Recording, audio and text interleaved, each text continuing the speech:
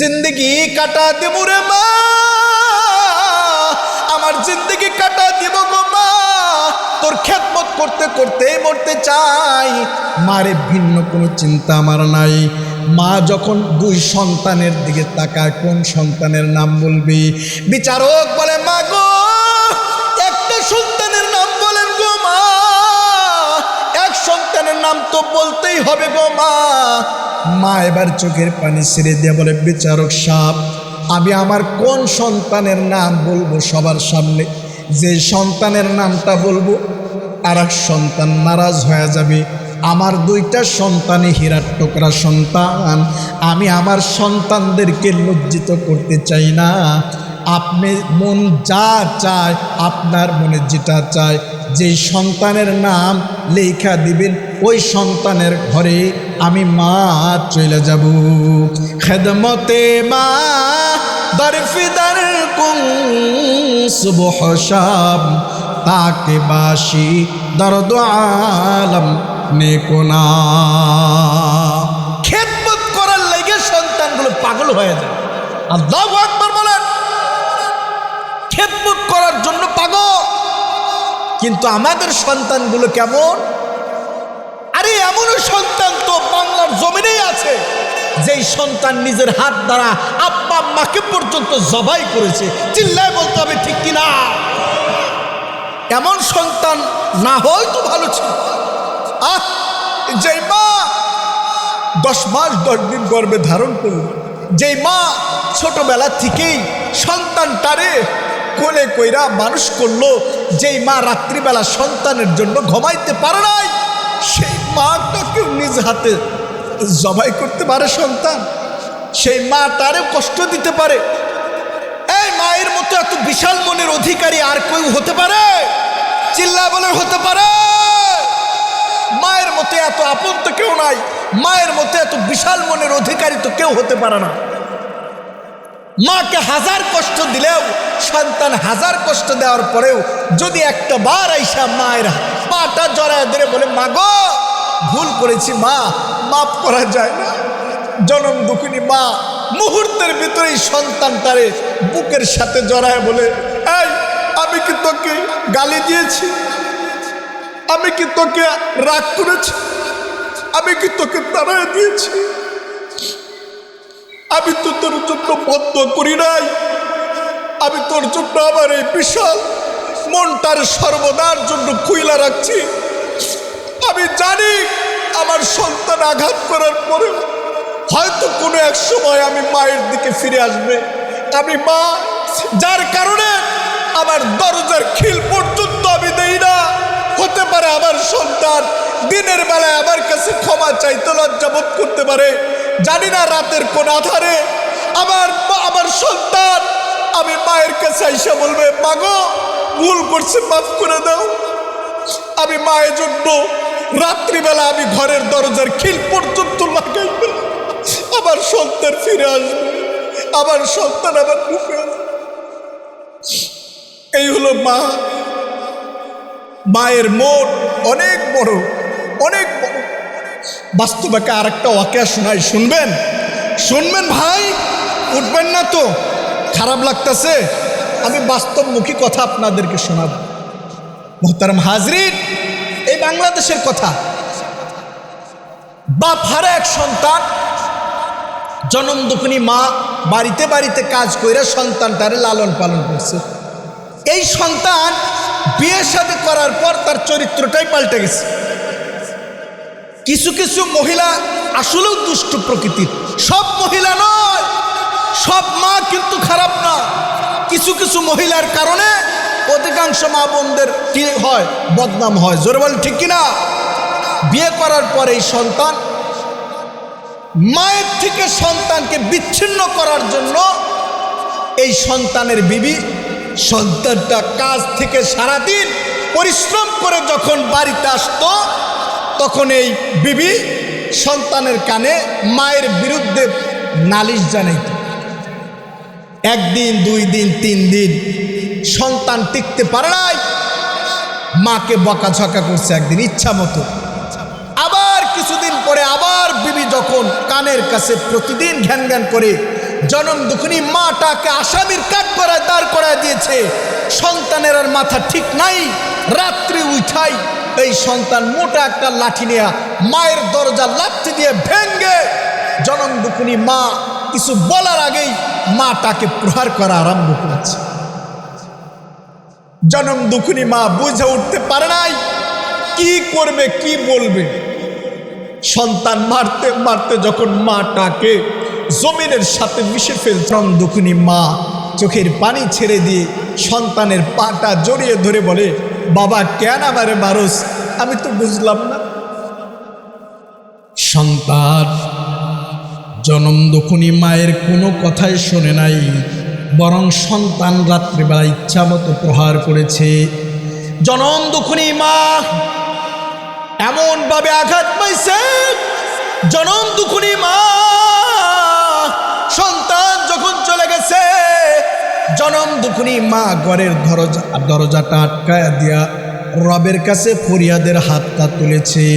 আর মালিককে ডাক দিয়ে বলে, মালিক রে, বুঝলাম না আমার সন্তান কেন আমারে প্রহার করলো, বিচার তোমার আদালতে দিয়ে গেলাম। যখন ফজর হয়ে গেছে, আজান যখন হয়ে গেছে, জনম দুঃখিনী মা আজানের সঙ্গে সঙ্গে ঘুম থেকে উঠা মা এলাকার মাতবারের কাছে চলে গেছি।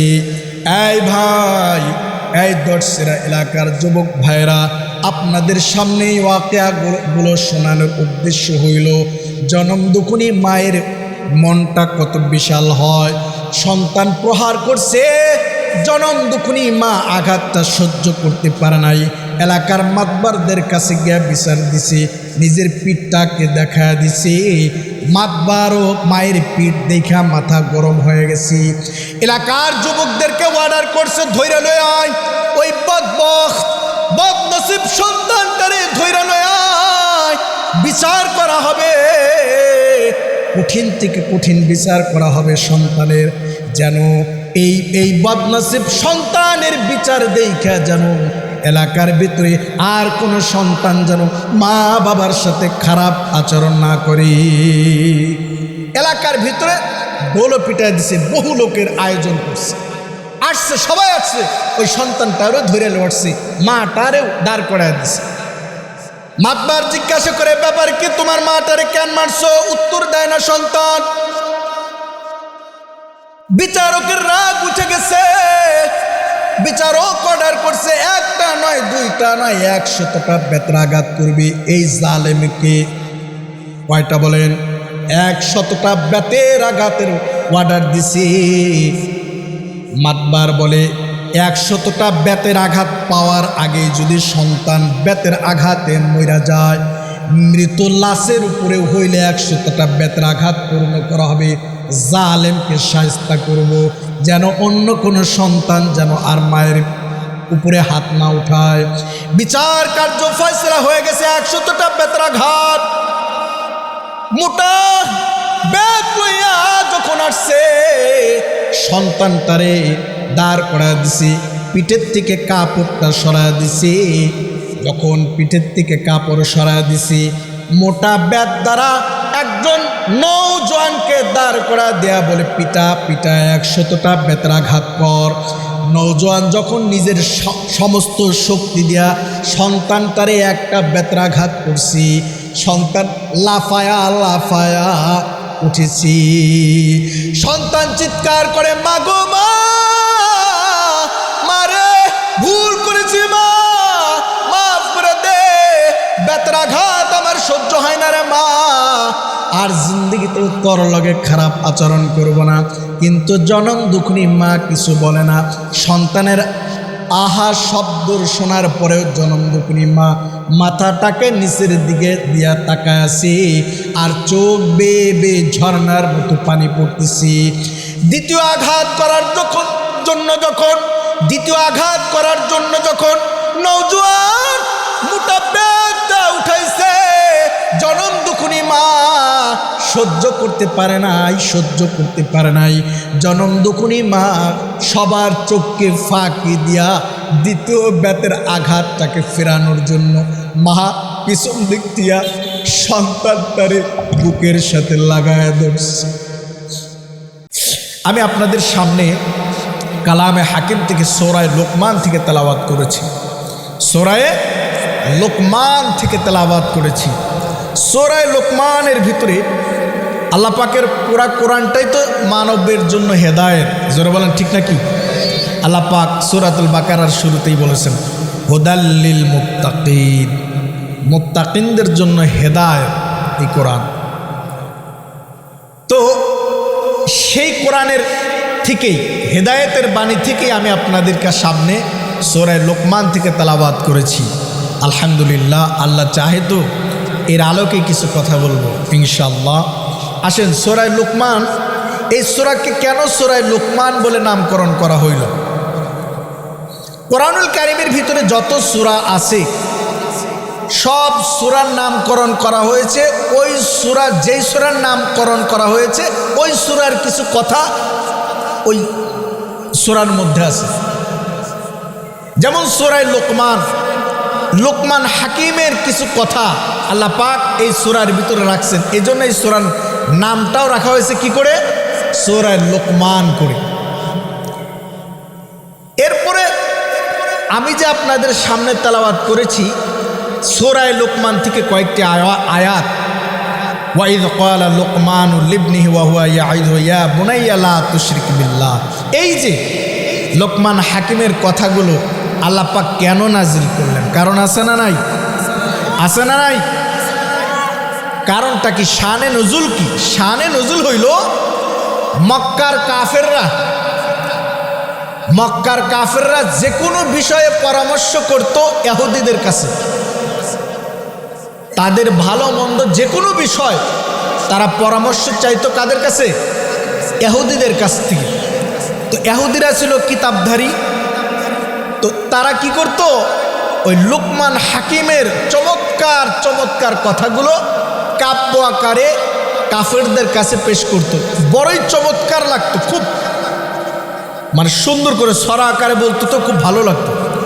তো মুসলমানদের কৌতূহলী হলো যে আমরাও এই ভালো ভালো কথা শুনব, আমরাও কি করব? ভালো ভালো কথাগুলো শুনব। এজন্য তারা ইহুদিদের কাছে মানে যাওয়ার জন্য কেমন যেন তাদের মন মানসিকতা একটু গেল যে আমরাও একটু শুনি, এত ভালো কথা। তো আল্লাহ পাক নবী দান করছেন কি ইহুদিদের কাছে যাওয়ার জন্য? বলেন বলেন বলেন, আল্লাহ এমনি এমনি নবী দান করছে না। আল্লাহ পাক কি করলেন?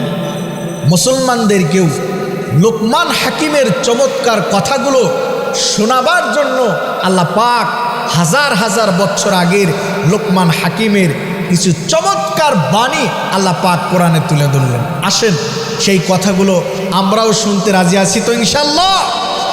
সাহাবা একরাম যেরকম শুনেছেন আমরাও শুনে আমল করব ইনশাআল্লাহ। পড়ি বিসমিল্লাহির রহমানির রহিম। وَإِذْ قَالَ لُقْمَانُ لِابْنِهِ وَهُوَ يَعِظُهُ يَا بُنَيَّ لَا تُشْرِكْ بِاللَّهِ إِنَّ الشِّرْكَ لَظُلْمٌ عَظِيمٌ। লোকমান হাকিমের প্রথম ওয়াজটা কি? আল্লাহ পাক সূরা লোকমানের ভিতরে মুমিনদের শিক্ষা দেওয়ার জন্য, মুমিনদেরকে সতর্ক করার জন্য লোকমান হাকিমের কথাগুলো মুহাম্মদুর রাসূলুল্লাহর উপরে আয়াতে কারিমা নাজিল করছেন। আল্লাহ তাআলা বলেন, হে নবী স্মরণ করেন ওই সময়ের কথা যেই সময় লোকমান তার সন্তানকে ওয়াজ করতেছি, নসিহত করতেছেন। লোকমান হাকিমের প্রথম স্লোগান নসিহতটা কি? লা তুশরিক বিল্লাহ, ইয়া বুনাইয়া লা তুশরিক বিল্লাহ। এই সন্তান, লা তুশরিক বিল্লাহ, ইন্নাশ শিরকা লাযুলমুন আযীম। সন্তান রে, লা লা তুশরিক বিল্লাহ, আল্লাহর সাথে কাউরে শরীক করিও না। ইন্নাশ শিরকা লাযুলমুন আযীম, নিশ্চয় শিরকের চাইতে বড় গুনাহ আর কোন দুনিয়াতে গুনাহ নাই। আল্লাহ পাক লুকমান হাকিমের যে কথাগুলো কেন মজা লাগবে না, কেন আল্লাহর কাছে মজা লাগবে না? লুকমান হাকিম তার সন্তানকে বলে লা তুশরিক বিল্লাহ, এই সন্তান আল্লাহর সাথে কাউরে শরীক করিও না। এই কথাটাই আল্লাহর কাছে বড় চমৎকার লাগে। সুবহানাল্লাহ বলেন। পৃথিবীর মধ্যে যত গুনাহ আছে, কুফরের গুনাহ যদি কোনো গোলাম লইয়া যদি মালিকের কাছে না যায়, সব গুনাহ আল্লাহ মাফ করবে। শুধু কুফরির গুনাহ আল্লাহ তাআলা গোলামের মাফ করবে না। হাদিসের ভিতরে আসছে, মানুষ যখন কুফরি করে আল্লাহর সাথে কাউরে শরীক করে ফেলে, তখন আল্লাহর মনে চায় পুরা পৃথিবীটাকে ধুলার মতো উড়াইয়া দিতে। সব গুনাহ আল্লাহর সহ্য হয়, কিন্তু কুফরের গুনাহ আল্লাহর সহ্য হয় না। বুঝাইতে পারলাম? এজন্য লোকমান হাকিম বলে ইয়া বুনাইয়া লা তুশরিক বিল্লাহ, এই সন্তান সাবধান, মালিকের লগে কাউরে শরীক করিস না। আল্লাহর সাথে শরীক করা বড় গুনাহ, এই গুনার চাইতে বড় গুনাহ আর কোনো গুনাহ নাই। গোলাম রে, এই গুনাহটা করবি না। আল্লাহর কাছে এই কথাটা বড় চমৎকার লেগেছে, কারণ এই যে লা তুশরিক বিল্লাহ, আল্লাহ পাক এই স্লোগানটা শুধু লুকমান হাকিমের মুখে আল্লাহ দেয় নাই, বরং আদম নবী থেকে মুহাম্মাদুর রাসূলুল্লাহ পর্যন্ত প্রত্যেকটা নবীর জবানে একই স্লোগান আল্লাহ উঠায়া দিছি। সুবহানাল্লাহ। আদম নবী স্লোগান দিছে লা ইলাহা ইল্লাল্লাহ, আদম নবী স্লোগান দিছে লা ইলাহা ইল্লাল্লাহ। শুধু আদম নবী দিয়েছেন এরকম না, মুহাম্মাদুর রাসূলুল্লাহ 63 বছরের জিন্দেগি উম্মতের মধ্যে আল্লাহর রাসূল বলেছেন লা ইলাহা ইল্লাল্লাহ, আল্লাহ ছাড়া আর কোনো মাবুদ নাই, লা ইলাহা ইল্লাল্লাহ, আল্লাহু আকবার। এই স্লোগান আদম নবী থেকে মুহাম্মাদুর রাসূলুল্লাহ পর্যন্ত একটা স্লোগান দিয়ে গেছেন। এজন্য মুহতারাম হাজরিন, এইখানে যারা যারা আসছেন নিয়ত করবেন, আমল কম করেন বেশি করেন, এটা বড় ফ্যাক্ট না। বিষয় হচ্ছে কুফরের গুনাহ থেকে বেঁচে থাকবো ইনশাআল্লাহ। জোরে বলেন ইনশাআল্লাহ। জীবন যাইতে পারে, প্রয়োজন পড়লে আগুনে ঝাঁপ দিয়ে মারা যাব, কিন্তু দেহের ভিতরে 1 ফোঁটা রক্ত থাকতে, জান থাকতে এই দেহটাকে কুফরের মধ্যে শামিল করব না ইনশাআল্লাহ। এই মারাত্মক গুনাহ থেকে বেঁচে থাকবেন। এখন কুফরি গুনাহগুলো কি কি? এগুলো হাক্কানি রব্বানি উলামা ইকরাম, আপনাদের এলাকায় অনেক উলামা ইকরাম আছেন আলহামদুলিল্লাহ, যথেষ্ট আলেম উলামা আছে, বড় বড় আলেম উলামা আছে, তাদের কাছে জেনে নেবেন যে কুফরির গুনাহ থেকে আমাকে বাঁচতে হবে। সময় কম, বলার টাইম আমার নাই, কারণ আমার উদ্দেশ্য আরো বয়ান করা, আরো অন্য পর্যায়ে যাব। আল্লাহর সাথে কোন কোন কাজ করলে শিরকি হয়ে যায়, এগুলো উলামা ইকরাম সবিস্তারে আলোচনা করেন, কিন্তু আমরা ভুলে যাই। এজন্য আল্লাহর রাসূলকে আল্লাহ পাক অর্ডার করছেন ওয়াযাক্কির ফাইন্না যিকরা তানফাউল মুমিনিন। সুবহানাল্লাহ। নবী হে, আপনি ওয়াজ করেন, নসিহত করেন, ফাযাক্কির, যে ফাইন্না যিকরা তানফাউল মুমিনিন, নিশ্চয়ই এই ওয়াজটা মুমিনের উপকার হয়। সুবহানাল্লাহ। এই যে আপনাদের মাঝে আমি আলোচনা করতেছি, আপনাদের ঈমান জাগবে। ঈমান কি হবে? বয়ান শুনলে ঈমান জাগে, আল্লাহর কথা স্মরণ হয়, রাসূলের কথা স্মরণ হয়। চিল্লায় বলেন ঠিক কিনা? এগুলো আলেম ওলামার কাছ থেকে বারে বারে জানবেন, যেন এই অন্তরটা কুফরের গুনাহ থেকে বেঁচে থাকে। তাহলে হাদিসের ভাষ্য অনুযায়ী যদি কুফরির গুনাহ ভেতরে মরতে পারেন তাহলে কোনো না কোনো এক সময় আল্লাহ পাক আপনার পিছনের জিন্দেগির গুনাহ মাফ করে দিয়ে আল্লাহ পাক আপনাকে বিশাল বড় জান্নাতের মালিক আল্লাহ বানাবেন। সুবহানাল্লাহ। এখন আসেন লোকমান হাকিমের এই কথার পরে আল্লাহ পাক আরো কিছু কথা তুলে ধরছেন, কি সুন্দর সুন্দর মুসুর। এবার আল্লাহ তাআলা বলতেছেন, ওয়াসাইনাল ইনসানা বিওয়ালিদাইহি হামালাতহু উম্মুহু ওয়াহনান আলা ওয়াহনিন ওয়াফিসালুহু ফি আমাইন।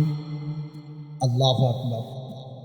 আল্লাহ তাআলা পরে বলেন, ওয়াসাইনাল ইনসানা বিওয়ালিদাইহি, আমি মানুষদেরকে নির্দেশ দিয়েছি যে মানুষেরা যেন তার মা বাবার সাথে ভালো আচরণ করে। সুবহানাল্লাহ। আল্লাহর হক বয়ান করা শেষ। আল্লাহ পাক এরপরেও আল্লাহর মতো করে কিছু মানুষ আছে যারা গোলামদেরকে লালন পালন করে, যেমন মা বাবা। জোরে বলেন ঠিক কিনা? সেই মা বাবার কথা আল্লাহ তুলে ধরতেছে যে ওয়াসাইনাল ইনসান, আমি মানুষদেরকে নির্দেশ দিয়েছি মানুষেরা যেন বিওয়ালিদাইহি, তার আব্বা আম্মার সাথে ভালো আচরণ করে। সুবহানাল্লাহ, সুবহানাল্লাহ। কেন কেন তার সন্তান কেন তার মায়ের সাথে বাবার সাথে ভালো আচরণ করবে? কেন? আল্লাহ পাক মায়ের কথাটা তুলে ধরছেন আগে। কেন? আল্লাহ পাক বলেন, হামালাতুহু উম্মুহু ওয়াহনান আলা ওয়াহনিন, মায়ের সাথে ভালো আচরণ কেন করবে? আল্লাহ তাআলা বলেন, হামালাতহু উম্মুহু ওয়াহনান আলা ওয়াহনিন, মা তার সন্তানটাকে কষ্টের পরে কষ্ট কইরা পেটের ভিতরে ধারণ করে। কষ্টের পর কষ্ট করে মা তার সন্তানটারে পেটে ধারণ করে। একদিন, শুধু কি একদিন নয়, একদিন নয়, 2 দিন নয়, 1 মাস নয়, 2 মাস নয়, মা তার সন্তানটারে পেটে ধারণ করে। 1 মাস নয়, 2 মাস নয়, 10টা মাস পেটে ধারণ করে। এই যে পেটের ভিতরে 5 থেকে 10 কেজি একটা সন্তান মায়ের গর্ভের ভিতরে থাকে, মায়ের কিরকম কষ্ট হয়। কিতাবের ভিতরে আসছে, সারাদিনের ক্লান্ত দেহ নিয়া, সারাদিনের ক্ষুধার্ত দেহ লইয়া মা যখন খাবারের মুখে হাতটা লাগাবে, সারাদিনের ক্ষুধার্ত অবস্থা আছে, খানা খাইতে পারে না মা। সারাদিনের ক্ষুধা লইয়া মা যখন খাবারের লুকমাটা মুখের ভিতরে দিবে, সন্তান তখন পেটের ভিতর থেকে লাথি মেরে দেয়। সন্তানের লাথির গুতা পাইয়া যন্ত্রণায় কাতরাইতে কাতরাইতে মা চোখের পানি ছেড়ে দিয়া খানার থেকে উঠে চলে যায়। চোখের পানি ছাড়তে ছাড়তে মা কান্না করতে করতে খাবার থেকে উঠা চলে যায়। আল্লাহ পাক তো এজন্য বলছেন, হামালাতহু উম্মুহু ওয়াহনান আলা ওয়াহনিন ওয়াফিসালুহু ফি আমাইন। কষ্টের পর কষ্ট করে সন্তানটারে গর্ভে ধারণ করে। শুধু তাই নয়, সন্তানের দুধ ছাড়াইতেও মায়ের 2 বছর লেগে যায়। মা ভালো খাক আর মন্দ খাক, যেই খাবারটা মা পেটের ভিতরে তার খাবারটা ঢুকায়, ওই খাবারটা তো মায়ের শরীরে লাগে না। ওই খাবারটা সন্তানের দুধের জন্য আল্লাহ তাআলা হজম করায় দুধের মধ্যে ঢুকায় দেয়। এজন্য 1 দিন নয়, 2 দিন নয়, সন্তানটারে 2টা বছর মা দুধ পান করায়। এটা একটা কষ্ট। আল্লাহ পাক কষ্টগুলা তুলে ধরার পরে আল্লাহ পাক বলেন, ওয়াসাইনাল ইনসানা বিওয়ালিদাইহি, আমি মানুষদেরকে নির্দেশ দিয়েছি মানুষেরা যেন তার মা বাবার সাথে ভালো আচরণ করে। আজকাল সমাজের ভিতরে তো নেককার সন্তানের বড় অভাব। চিল্লায় বলেন না ঠিক কিনা? বড় অভাব। সন্তান জনম দুঃখিনী মায়ের কথা শোনে না, ঠিক একই কথা শাশুড়ি শুনলে পাগলের মতো ওই কাজটা করার জন্য ছুটে যায়। চিল্লায় বলতে হবে ঠিক কিনা? আমি অবাস্তব কথা বলবো না, যা বলবো ইনশাআল্লাহ বাস্তবমুখী কথা আপনাদেরকে শোনায় যাব। এই দশচিরা এলাকার যুবক ভাইয়েরা এবং পর্দার আড়ালের আমার মা ও বোনেরা, আজকের বয়ানগুলো খুব গুরুত্বপূর্ণ হবে যদি রব জবান দিয়ে বের করে দেন। শুনবেন তো ইনশাল্লাহ? আমাকে ফেলে রেখে যাবেন না তো? হ্যাঁ, কারা কারা যাবেন না হাত তোলেন। বয়ানে কিন্তু ঢুকি নাই, বয়ান শুনবেন ইনশাল্লাহ। আশা করি বয়ান শুনবেন এবং যারা বাহিরে আছে আশা করি ঢুকে পড়বে ইনশাল্লাহ। হাত নামান। কোরআনের আলোচনা। আল্লাহ পাক বললেন, ওয়াসাইনাল ইনসানা বিওয়ালিদাইহি হামালাতহু উম্মুহু ওয়াহনান আলা ওয়াহনিন ওয়া ফিসালুহু ফি আমাইন। আল্লাহ পাক কষ্টের কথা তুলে ধরে আব্বা আম্মার খেদমত করার জন্য আল্লাহ নির্দেশ দিয়েছে।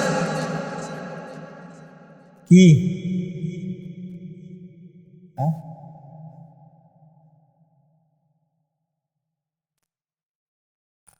আমার আলোচনা তো লম্বা হবে বুঝছেন, আমার টাইম ফিক্সড করা তো, বলবো ইনশাআল্লাহ।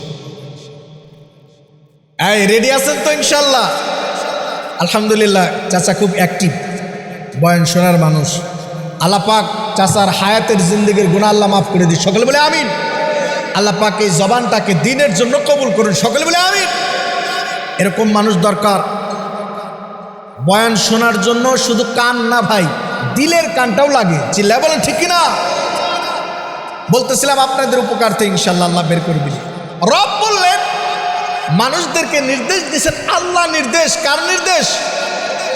মন্ত্রীর নির্দেশ, চেয়ারম্যানের নির্দেশ, এমপির কারো নির্দেশ না। নির্দেশ কার?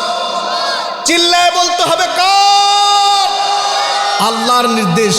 রব বলে আমি মানুষদেরকে নির্দেশ দিলাম মানুষেরা যেন আব্বা আম্মার সাথে ভালো আচরণ করে।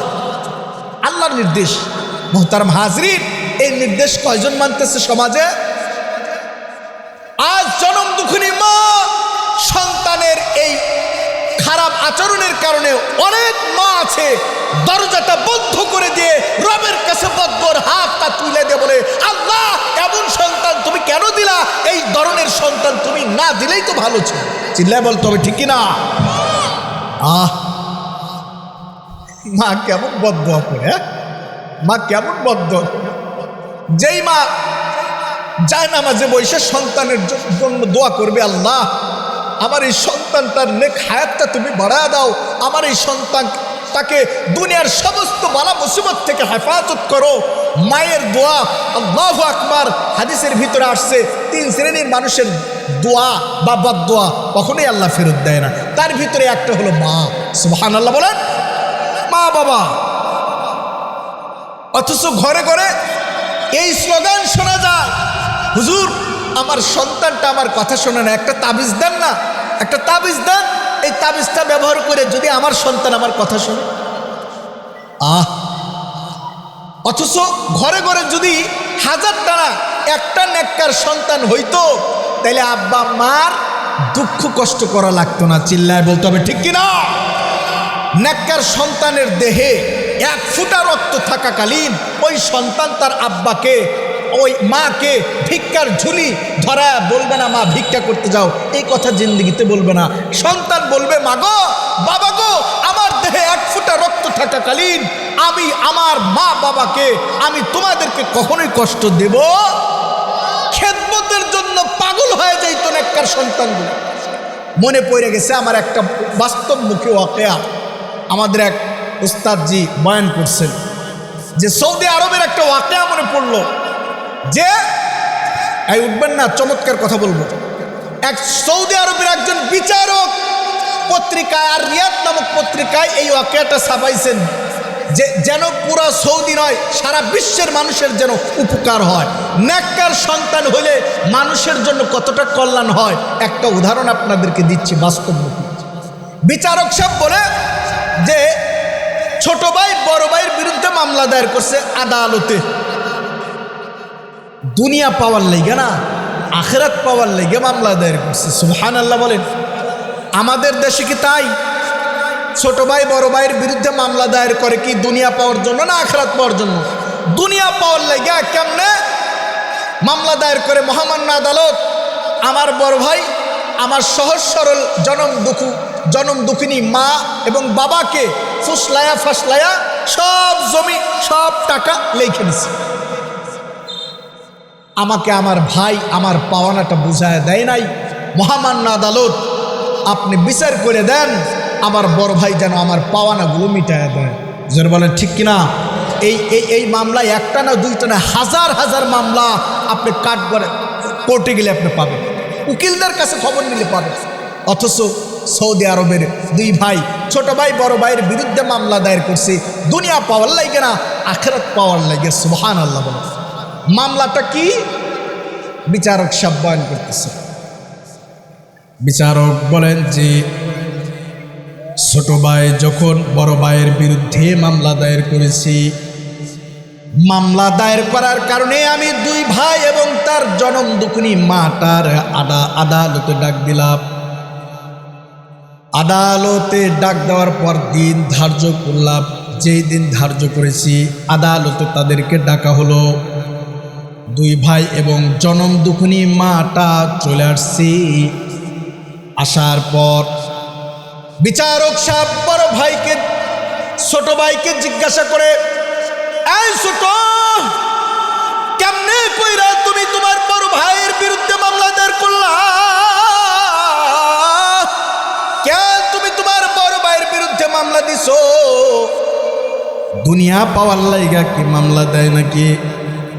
ছোট ভাই বলে, মহামান্য আদালত আমি তো আমার বড় ভাইয়ের বিরুদ্ধে দুনিয়া পাওয়ার লাইগা মামলা দেই নাই, আমি আখিরাত পাওয়ার লাইগা মামলা দিয়েছি।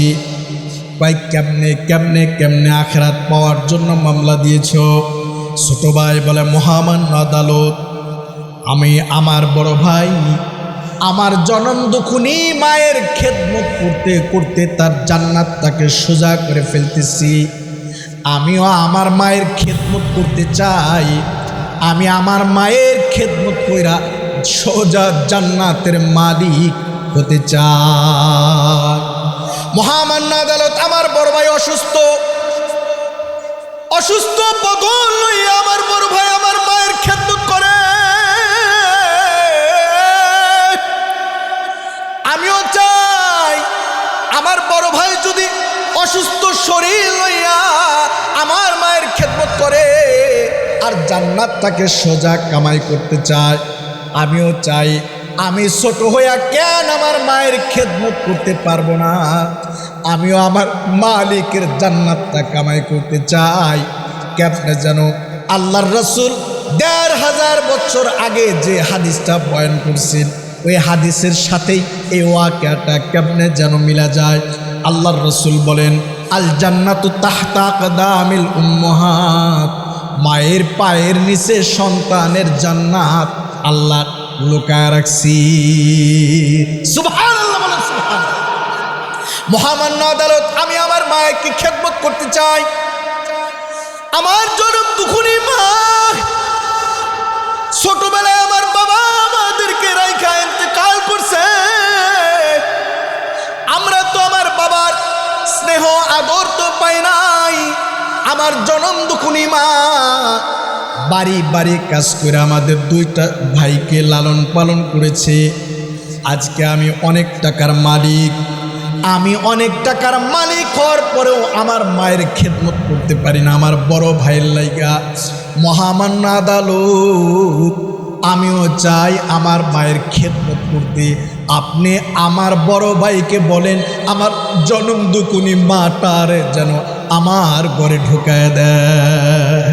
বলেন আপনি আমার মাটারে যেন না রাখে, আমার মাকে যেন আমার কাছে ফেরত দেয়, আমি আমার বৃদ্ধা মায়ের খেদমত করতে চাই।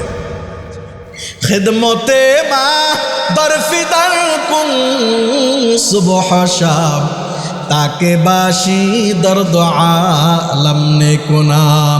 মায়ের এক ধার দুধের দাম কাটিয়া গায়ের চাম, মায়ের এক ধার দুধের দাম,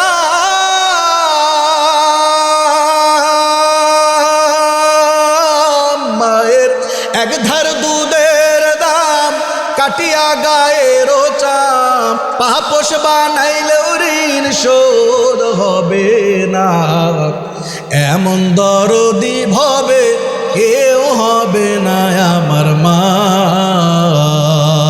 চিল্লা বলে ঠিক কিনা? ছোট ভাই বলে মহামান্য আদালত আমার মায়ের খেদমত করতে চায়। আমার বড় ভাই কেন আমার মাটারে আমার ঘরে পাঠিয়ে দেয় না? আমার বড় ভাইকে বলেন আমার বড় ভাই যেন আমার জনম দুঃখিনী মাটারে আমার ঘরে পাঠিয়ে দেয়। এবার মহামান্য আদালত অসুস্থ বড় ভাইটারে আদালতে কাঠগড়ায় দাঁড় করায় দিয়েছি। কাঠগড়ায় দাঁড় দিয়া বলে এই বড়, তোমার ছোট ভাই যে মামলা দায়ের করেছে তোমার মাটারে কেন তুমি তোমার ছোট ভাইয়ের ঘরে কেন তুমি পাঠায়া দাও না? বড় ভাই এবার চোখের পানি ছেড়ে দিয়া বলে বিচারক, আমি আমার মাটারে কেন আমার ছোট ভাইয়ের ঘরে পাঠাই না? জানেননি আমার মাটারে কেন আমার ছোট ভাইয়ের ঘরে পাঠাই না? এজন্য পাঠাই না যে আমার ছোট ভাই সব কিছু ঠিকঠাক আছে, কিন্তু আমার মারে পাঠাই না কেন শোনেন। আমার জনম দুঃখিনী মা মাঝে মাঝে বিছানায় পেশাব পায়খানা করে দেয়, আমি আমার মায়ের পেশাব পায়খানা পরিষ্কার করি। আমি বারবার পরিষ্কার করার কারণে আমার নাকের দুর্গন্ধ মনে হয় না। আমি চিন্তা করলাম আমার ছোট ভাই যখন আমার মায়ের খেদমত করতে যাবে আর আর পেশাব পায়খানার দুর্গন্ধ আমার ছোট ভাইয়ের নাকের ভিতরে যখন চলে যাবে, আমার ছোট ভাই দিলের ভিতরে যখন কষ্ট পাবে, আমার মাকেও যখন কষ্ট দিবে, আমার জনম দুঃখিনী মাটা যদি আমার ছোট ভাইয়ের দ্বারা কষ্ট পায় আর মাটা যদি যায় না মাঝে বৈশা আমার ছোট ভাইয়ের বিরুদ্ধে যদি মামলা দায়ের করে ফেলে, আল্লাহর আদালতে মামলা দায়ের করে, তাইলে তো আমার ছোট ভাই জাহান্নামী হয়ে যাবে, জান্নাতের মালিক হতে পারবে না। চিন্তা করে আরে এই যুগে তো এমন বড় ভাই খুঁজে পাওয়া যায় না যে ছোট ভাইয়ের জন্য জীবনটাকে বিলীন করে দিবে। এই যুগে তো এমন ছোট ভাইও পাওয়া যায় না বড় ভাইয়ের জন্য নিজের জিন্দগিটাকে বিলীন করে দিবে। এরকম ভাই আর ভাই পাওয়া যায় না, বরং হিংসা বিদ্বেষ দিয়া ভরে গেছি। দেখবেন ঘরে ঘরে খবর নিয়ে দেখেন, বরং প্রত্যেকটা ভাই ভাইয়ের বিরুদ্ধে ভাই ভাইয়ের মধ্যে এমন বিচ্ছেদ আর এমন ঝগড়া জাতি লাগে গেছে। এটাও শুধু বাড়ির ভিতরে মহিলাদের কারণে বেশিরভাগ বিচ্ছেদ হয়। যারা বলেন ঠিক কিনা? চিন্তা করা যায়। বড় ভাই বলে মহামান্য আদালত আমি আমার মাটারে দেই না, আমার ছোট ভাই খেদমত করতে গিয়া যদি আমার জনম দুঃখিনী মাটারে কষ্ট দেয় আর আমার মা যদি আল্লাহর আদালতে মামলা দায়ের করে, আমার ছোট ভাই তো ধ্বংস হয়ে যাইব, এজন্য আমি আমার মাটারে দেই। কিন্তু ছোট ভাই নাসর বান্দা বলে না মহামান্য আদালত মানি না, আমার জনম দুঃখিনী মা আমার মাটারে আমার ফেরত দিতে বলেন, আমার মাকে যেন আমার ভাই আমার ঘরে পাঠায় দেবার, আমার মায়ের খেদমত করতে চাই, জান্নাত দুনিয়া না। মহামান্য আদালত বেকায়দায় পড়ে গেছি। বড় ভাই আবদার করে মাটাকে নেওয়ার জন্য, ছোট ভাই মামলা দায়ের করেছে, কি করবেন? এজন্য মহামান্য আদালত দুই ভাইয়ের জনম দুঃখিনী মাটাকে কষ্ট করে কাঠগড়ায় দাঁড় করা দিয়েছি। দাঁড় করা দিয়া বলে মা রে এমন দুইটা হীরার টুকরা সন্তান জন্ম দিয়েছে রে মা, দুইটা সন্তানে তোমার খেদমত করার জন্য কারাকারি লেগে গেছি। কোন সন্তান তোমার খেদমত করবে রে মা? এমন সন্তান মারে দুইটা লাগে না মারে, একটা করে সন্তান যদি প্রত্যেকটা ঘরে জন্মাইতো তাইলে আল্লাহর আদালতে মামলা দায়ের করা লাগতো না কোনো মায়ের। মহামান্য আদালত বলে, মা আপনার জবান দিয়া বলেন তো দেখি, যে সন্তানের নাম বলবেন মা গো, ওই সন্তানের নামটাই লিখে দিব, ওই সন্তানের ঘরে আপনি খাবেন। জনম দুঃখিনী মা বিচারক যখন বলল, মা গো একটা সন্তানের নাম বলেন, এক সন্তানের নাম বলেন গো মা, ওই সন্তানের নামটা লিখে দিব। বিচারকের কথা শুই না জনম দুঃখিনী মা ছোট সন্তানের দিকে তাকায়।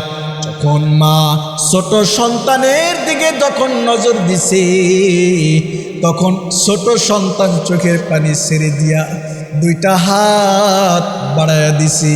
মা মা বইলা বলে চিৎকার করে, মা মারে তোর খেদমত থেকে আমারে মা তুই বঞ্চিত করিস না রে মা। মা আমার অনেক টাকা হয়েছে রে মা, বিশাল বড় বাড়িও করেছি রে মা। মারে খেদমত করার জন্য যথেষ্ট সামর্থ্য আছে মা, জীবনভর তোর খেদমত করতে পারি নাই। আমার বড় ভাই অসুস্থ, বদন নিয়ে খেদমত করার জান্নাতটা সোজা করে আমি মা কেন পারবো না রে মা? এই ভরা মজলিসে আমার নামটা তুই বল, আমি তার খেদমত করতে চাই।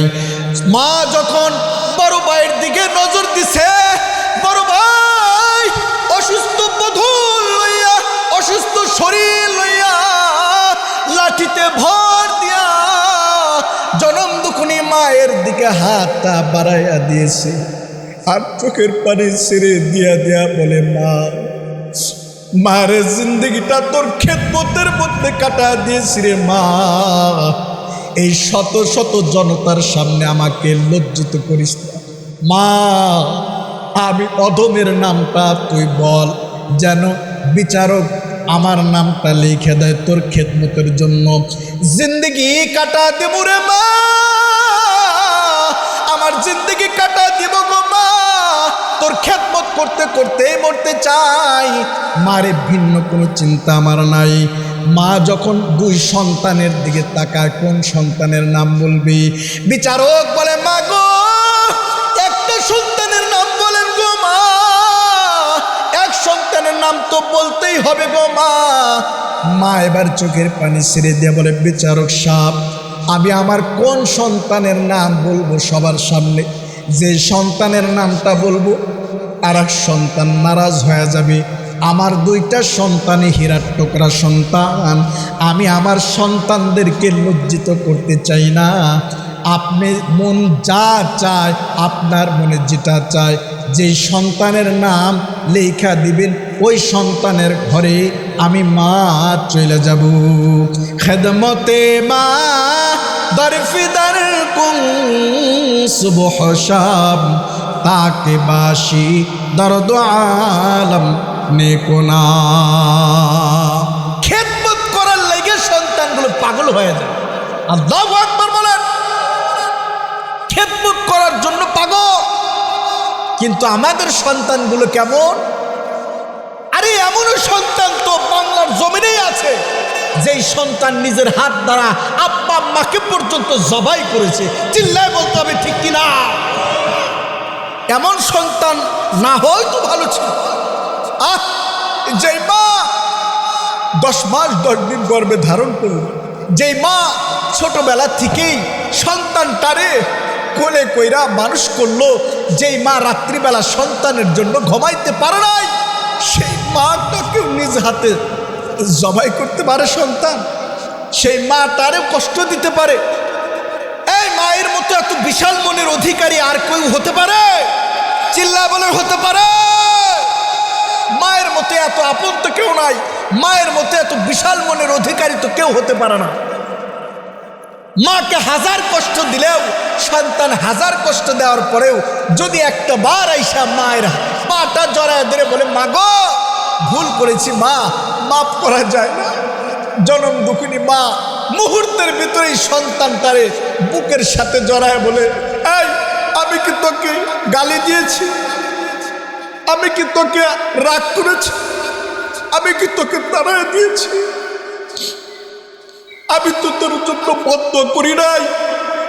আমি তোর জন্য আমার এই বিশাল মনটার সর্বদার জন্য খুইলা রাখছি। আমি জানি আমার সন্তান আঘাত করার পরে হয়তো কোনো এক সময় আমি মায়ের দিকে ফিরে আসবে। আমি মা, যার কারণে আমার দরজার খিল পর্যন্ত আমি দেই না। হতে পারে আমার সন্তান দিনের বেলায় আমার কাছে ক্ষমা চাইতে লজ্জাবোধ করতে পারে। জানি না রাতের কোন আধারে আমার সন্তান আমি মায়ের কাছে আইসা বলবে, মা গো ভুল করছে, মাফ করে দাও। আমি মায়ের জন্য রাত্রিবেলা আমি ঘরের দরজার খিল পর্যন্ত লাগাইবে। আমার সন্তান ফিরে আসবে, আমার সন্তান আমার বুকে আসবে। এই হলো মা। মায়ের মন অনেক বড়, অনেক বড়। বাস্তবাকে আর একটা ওয়াকিয়া শোনাই, শুনবেন? শুনবেন ভাই, উঠবেন না তো? খারাপ লাগতেছে? আমি বাস্তবমুখী কথা আপনাদেরকে শোনাব। মোহতারাম হাজরিন, এই বাংলাদেশের কথা। বাপ হারা এক সন্তান, জনম দুঃখিনী মা বাড়িতে বাড়িতে কাজ করে সন্তানটারে লালন পালন করছে।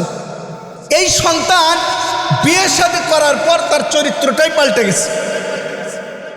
কিছু কিছু মহিলা আসলেও দুষ্ট প্রকৃতির। সব মহিলা নয়, সব মা কিন্তু খারাপ না।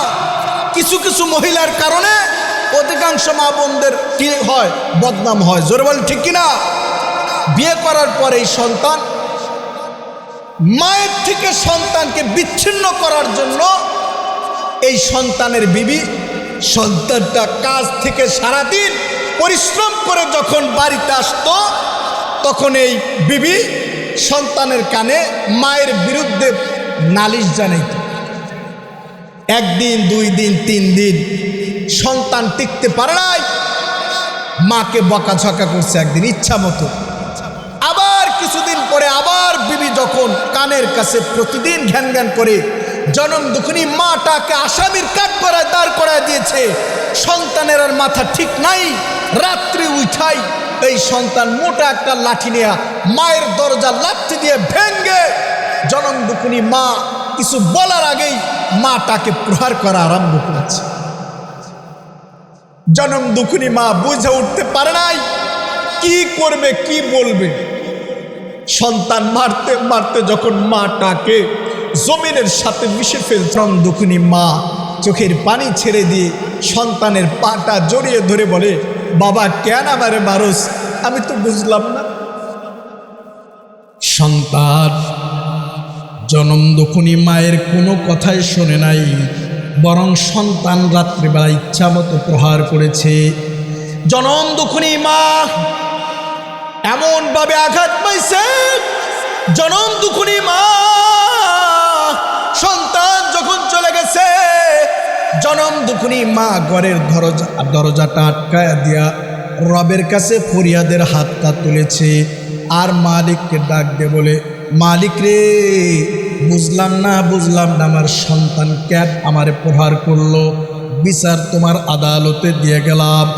যখন ফজর হয়ে গেছে, আজান যখন হয়ে গেছে, জনম দুঃখিনী মা আজানের সঙ্গে সঙ্গে ঘুম থেকে উঠা মা এলাকার মাতবারের কাছে চলে গেছি। এই ভাই, এই দর্শেরা এলাকার যুবক ভাইরা, আপনাদের সামনে ওয়াকিয়াগুলো শোনানোর উদ্দেশ্য হইল জনম দুঃখিনী মায়ের মনটা কত বিশাল হয়। সন্তান প্রহার করছে, জনম দুঃখিনী মা আঘাতটা সহ্য করতে পারে নাই।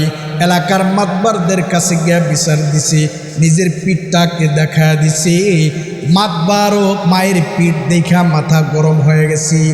এলাকার যুবকদেরকে অর্ডার করছে, ধৈর্য লয় আয় ওই বদনসিব সন্তানটারে ধৈর্য লয় আয়, বিচার করা হবে। কঠিন থেকে কঠিন বিচার করা হবে সন্তানের, যেন এই বদনসিব সন্তানের বিচার দেখা যেন এলাকার ভিতরে আর কোনো সন্তান যেন মা বাবার সাথে খারাপ আচরণ না করে। এলাকার ভিতরে ঢোল পিটায় দিছে, বহু লোকের আয়োজন করছে, আসছে, সবাই আসছে, ওই সন্তানটারও ধরে লড়ছে, মাটারেও দাঁড় করায় দিছে। মাতবার জিজ্ঞাসা করে, ব্যাপার কি, তোমার মাটারে কেন মারছো? উত্তর দেয় না সন্তান। বিচারকের রাগ উঠে গেছে, বিচারক অর্ডার করছে, একটা নয়, দুইটা নয়, 100টা বেত্রাঘাত করবি এই জালেমকে। কয়টা বলেন? 100টা বেতের আঘাতের অর্ডার দিছি। মাতবার বলে, 100টা বেতের আঘাত পাওয়ার আগে যদি সন্তান বেতের আঘাতে মইরা যায়, মৃত লাশের উপরে হইলে 100টা বেতের আঘাত পূর্ণ করা হবে। জালেমকে শায়েস্তা করব, যেন অন্য কোনো সন্তান যেন আর মায়ের উপরে হাত না উঠায়। বিচার কার্য ফয়সালা হয়ে গেছে। 100টা বেতের আঘাত মোটা বেত লইয়া যখন আসছে, সন্তানটারে দাঁড় করা দিছি, পিঠের থেকে কাপড়টা সরায় দিছি। যখন পিঠের থেকে কাপড় সরায় দিছি, মোটা বেত দ্বারা একজন নৌজওয়ানকে দাঁড় করা দেয়া বলে, পিটা পিটা 100টা বেত্রাঘাত কর। নৌজওয়ান যখন নিজের সমস্ত শক্তি দিয়া সন্তানটারে একটা বেত্রাঘাত করছি, সন্তান লাফায়া লাফায়া উঠেছি। সন্তান চিৎকার করে, মা গো মা, মারে ভুল করেছি মা, মাফ করে দে, বেত্রাঘাত আমার সহ্য হয় না রে মা, আর জিন্দগিতে তোর লগে খারাপ আচরণ করব না। কিন্তু জনম দুঃখিনী মা কিছু বলে না। সন্তানের আহা শব্দ শোনার পরেও জনম দুঃখিনী মা মাথাটাকে নিচের দিকে দিয়া তাকায় আছি, আর চোখ বেয়ে বেয়ে ঝর্ণার মতো পানি পড়তেছি। দ্বিতীয় আঘাত করার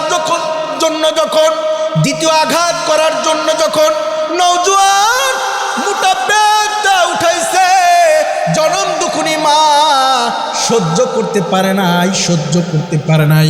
জনম দুঃখিনী মা সবার চোখকে ফাঁকি দিয়া দ্বিতীয় বেতের আঘাতটাকে ফেরানোর জন্য মা পিছন দিক দিয়া সন্তানটারে বুকের সাথে লাগায় ধরছে।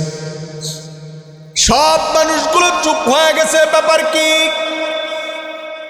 যেই মা সন্তানের বিরুদ্ধে আমাদের কাছে বিচার দিছে, সন্তানটাকে শায়েস্তা করার জন্য ফয়সালা হলো 100টা বেতের আঘাত। মুহতারাম হাজরিন, সন্তানের এই আঘাতটা মা সহ্য করতে পারে নাই। একটা বেতের আঘাত দিছে, দ্বিতীয়টা দেওয়ার জন্য যখন বেতটা উঠাইছে, জনম দুঃখিনী মা সবার চোখ ফাঁকি দিয়া পিছন দিক থেকে সন্তানটারে জড়ায় ধরছি, আর চিল্লায় চিল্লায় বলে, এই আমার সন্তানটারে আর মারিস না,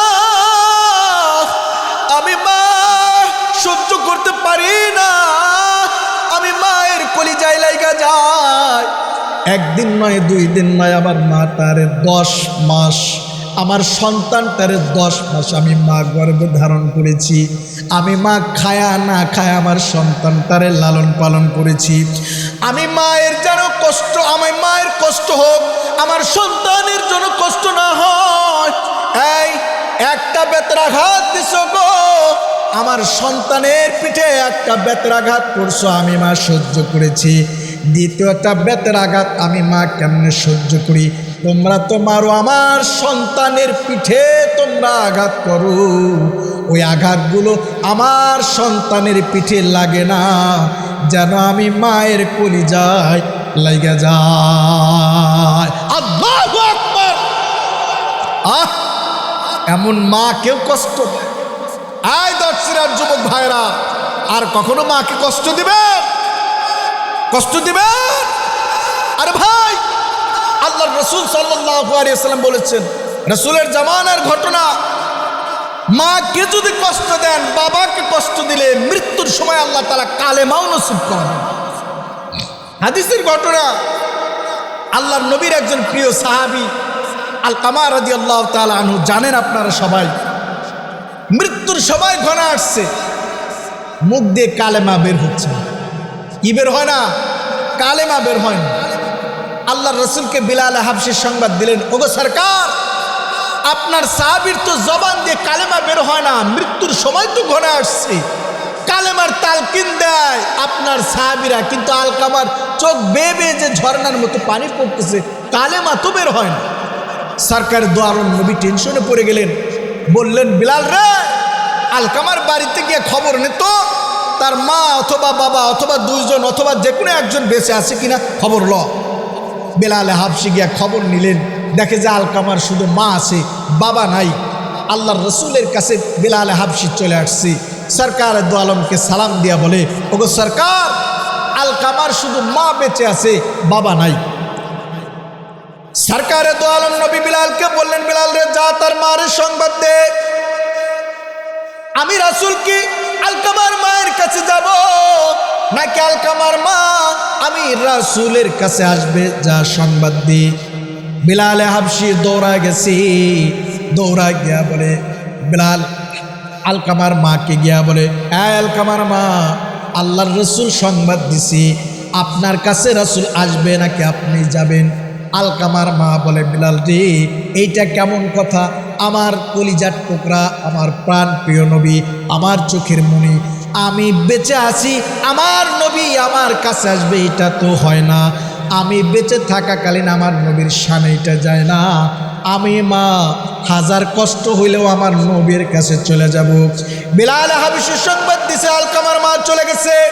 সরওয়ারে দো আলম নবীকে সালাম দিয়া বলে, ওগো আল্লাহর রাসূল, আপনি আমার সংবাদ দিছেন কেন? আল্লাহর রসুল বলেন, ও আলকামার মা, বলো তো দেখি, তোমার আলকামার আচরণ বিধি কেমন, আমল কেমন, তার ব্যবহার কেমন, একটু খুলে বলো।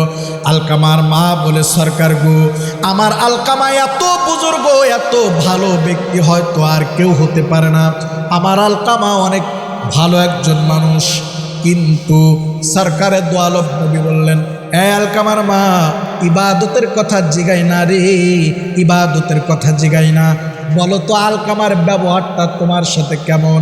আলকামার মা চোখের পানি ছেড়ে দিয়া বলে, ওগো আল্লাহর নবী, আল্লাহর রসুল গো, আমার আলকামার সব আমল ঠিক আছে, কিন্তু আমি মায়ের কথা আমার আলকামা বেশি শুনতো না, আমি মায়ের কথার গুরুত্ব দিত না, বেশি বেশি তার বিবির কথার গুরুত্ব দিত, এজন্য আমি মা আমার সন্তানের উপরে নারাজ হয়ে গেছি। আল্লাহর রাসূল যখন শুনলেন মা নারাজ, সরকারে দো আলম নবী যখন শুনলেন মা নারাজ, মা সন্তানের উপরে নারাজ, আল্লাহর রাসূল বললেন, মা নারাজ দেখা জবান দিয়ে, আলকামার জবান দিয়ে কালেমা বের হইতেছে না। আল্লাহর নবী এজন্য বিলাল হাবশিকে ডেকে বলে, বিলাল রে, যা জঙ্গল থেকে লাকড়ি লয় আয়, লাকড়ি লয় আয়। আলকামার মা বলে, ওগো আল্লাহর রাসূল, কেন আপনি বিলালকে লাকড়ি আনার জন্য বলেন গো রাসূল? কেন আপনি বিলালকে লাকড়ি আনার জন্য বলেন? আল্লাহর রাসূল বলেন, এই আলকামার মা শোনো, আমি আমার বিলালকে লাকড়ি আনার জন্য এজন্য বললাম, তোমার আলকামাকে লাকড়ি দিয়া জ্বালায়া পোড়ায়া সারখার করতে চাই। জনম দুঃখিনী মা নবীর জবান থেকে যখন শুনলেন নিজের কলিজার টুকরা সন্তানটারে আগুন দিয়া পোড়ায়া সারখার করে দিবে, সঙ্গে সঙ্গে আলকামার মা বলে, সরকার গো, আমার কলিজার টুকরা সন্তানটারে আগুন দিয়া পোড়াইবেন না। আল্লাহর রাসূল বলে, আলকামার মা, তুমি বলো আর নাই বলো, আলকামারে আগুন দিয়া পোড়াইতেই হবে। আল্লাহ যেহেতু জাহান্নামের আগুন তার জন্য রেডি রাখছে, আমি নবীও তার উপরে নারাজ। আল্লাহর রাসূল নারাজ হইলে কি আল্লাহ খুশি হবে? জোরে বলেন, রাসূল যদি নারাজ হয় কার উপরে, আল্লাহ সন্তুষ্ট হবে না। আল্লাহর রাসূল বলে, আমিও নারাজ। যেই সন্তানের উপরে মা নারাজ, আমি রাসূলও নারাজ, আল্লাহও নারাজ। কাজী আলকামারে লাকড়ি দিয়া পোড়ায়া সারখার করতে চাই। আলকামার মা চোখের পানি ছেড়ে দিয়া বলে, ও আল্লাহর রাসূল, আমি আমার আলকামারে বাপ হারা সন্তান তারে খুব কষ্ট করে লালন পালন করেছি।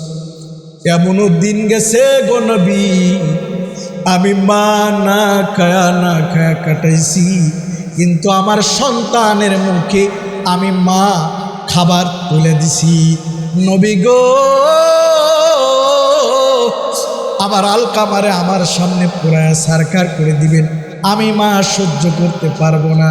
আল্লাহর রাসূল আপনার সাক্ষী, আমি আমার আলকামারে মাফ করে দিলাম, তবু আমার আলকামারে লাকড়ি দিয়া পোড়ায়া দিয়েন না। আল্লাহু আকবার। সরকারে দো আলম নবী যখন বিলালের মায়ের মাপের কথা শুনলেন, আল্লাহর রাসূল বিলাল হাবশিকে ডেকে বলে, বিলাল রে, যা যা সংবাদ দে, এবার যা দেখ আলকামার জবানের দিকে তাকায় দেখ আলকামার অবস্থাটা কি।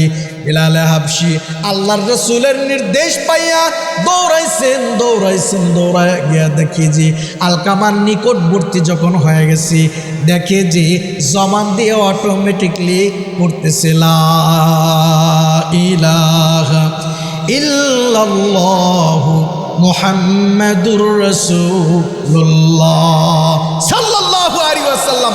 চিন্তা করেন, মা নারাজ, রাসূল নারাজ, রাসূল নারাজ তো আল্লাহ নারাজ।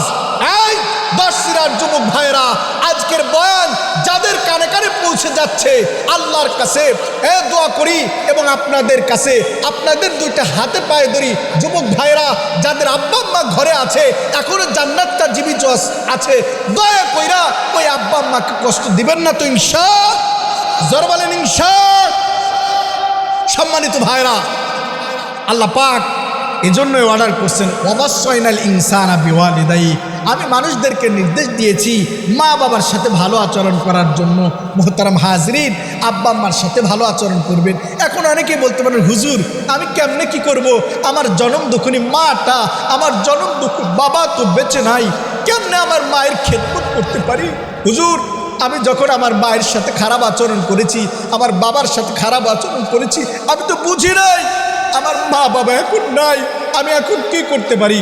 আল্লাহু আকবার। মুহতারাম হাজরিন, আপনি বেশি বেশি আব্বা আম্মার জন্য মাগফিরাতের দোয়া করবেন, রব্বির হামহুমা কামা রাব্বায়ানি সগীরা, এই পরিবার দোয়া করবেন। আর আর বেশি বেশি তাদের নাজাতের জন্য এমন জায়গাগুলোতে দান করবেন যেখানে দান করলে আব্বা আম্মার কবরে আল্লাহ তাআলা পৌঁছে দিবেন, আপনার দানের বরকতে তাদেরকে মাফ করে দিবেন। সুবহানাল্লাহ বলেন। এই যে মাদ্রাসা আপনাদের মদিনাতুল উলুম আব্দুল মোতালেব মোল্লা মহিলা মাদ্রাসা ও এতিমখানা উদ্যোগে আয়োজিত এই মাহফিল, পৃথিবীর বুকে সবচেয়ে শ্রেষ্ঠ মানুষ হইল তারা, আমার কথা না, আল্লাহর রাসূলের কথা। খায়রুকুম মান তাআল্লামাল কুরআন ওয়া আল্লামা। আল্লাহর রাসূল বলেন, পৃথিবীর মধ্যে সবচাইতে শ্রেষ্ঠ ওই সকল মানুষ যারা কোরআন শেখে এবং শেখায়। সুবহানাল্লাহ বলেন। কোনো পিএইচডি দাঁড়িকে বলছেন? কোরআনের ধারক বাহক যারা, সুবহানাল্লাহ। এই কোরআনের ধারক বাহকদের খেদমত করার জন্য আমি আপনাদের কাছে কিছু আবদার করব। আপনারা ইনশাল্লাহ আমি আশাবাদী এই 10 জেলার মানুষগুলো আশাগুলো পূরণ করবে ইনশাল্লাহ। এইখানে যারা বসে আছেন মুহতারাম হাজরিন, এই কোরআনের ধারক বাহক হিসেবে, এই কোরআনকে ভালোবাসার হিসেবে 30টা পাড়ায় আমি 30 জন বৃদ্ধ থেকে যুবক ভাইরা পর্যন্ত, পর্দার আড়ালের মা পর্যন্ত আমি বলবো, এই 30 পাড়া কোরআনের মাত্র 30টা হাজার 1000 করে 30 জন মানুষ আমি চাই। এই জানি না কার দিলটা আমার মালিক এই মদিনাতুল উলুম মাদ্রাসার সাথে লাগা দিবে। হতে পারে এই 1000 টাকা মদিনাতুল উলুম মাদ্রাসা দান করার বদলতে আব্বা আম্মা কবর থেকে খুশি হবে। যাদের আব্বা আম্মা জীবিত আছে তারা চান হুজুর দোয়া করবেন আমার আব্বা আম্মার জন্য নেক হায়াত লয়ে বেঁচে থাকে, আমি আমার জনম দুঃখী মায়ের জন্য খেদমত করতে পারি। এই দোয়াটা চাই আপনার কাছে। আলহামদুলিল্লাহ, যাদের আব্বা আম্মা নাই তাদের জন্য দোয়া করে যাব। 1000 আমি বেশি চাই নাই, আপনাদের কাছে বেশি আবদার করে নেই।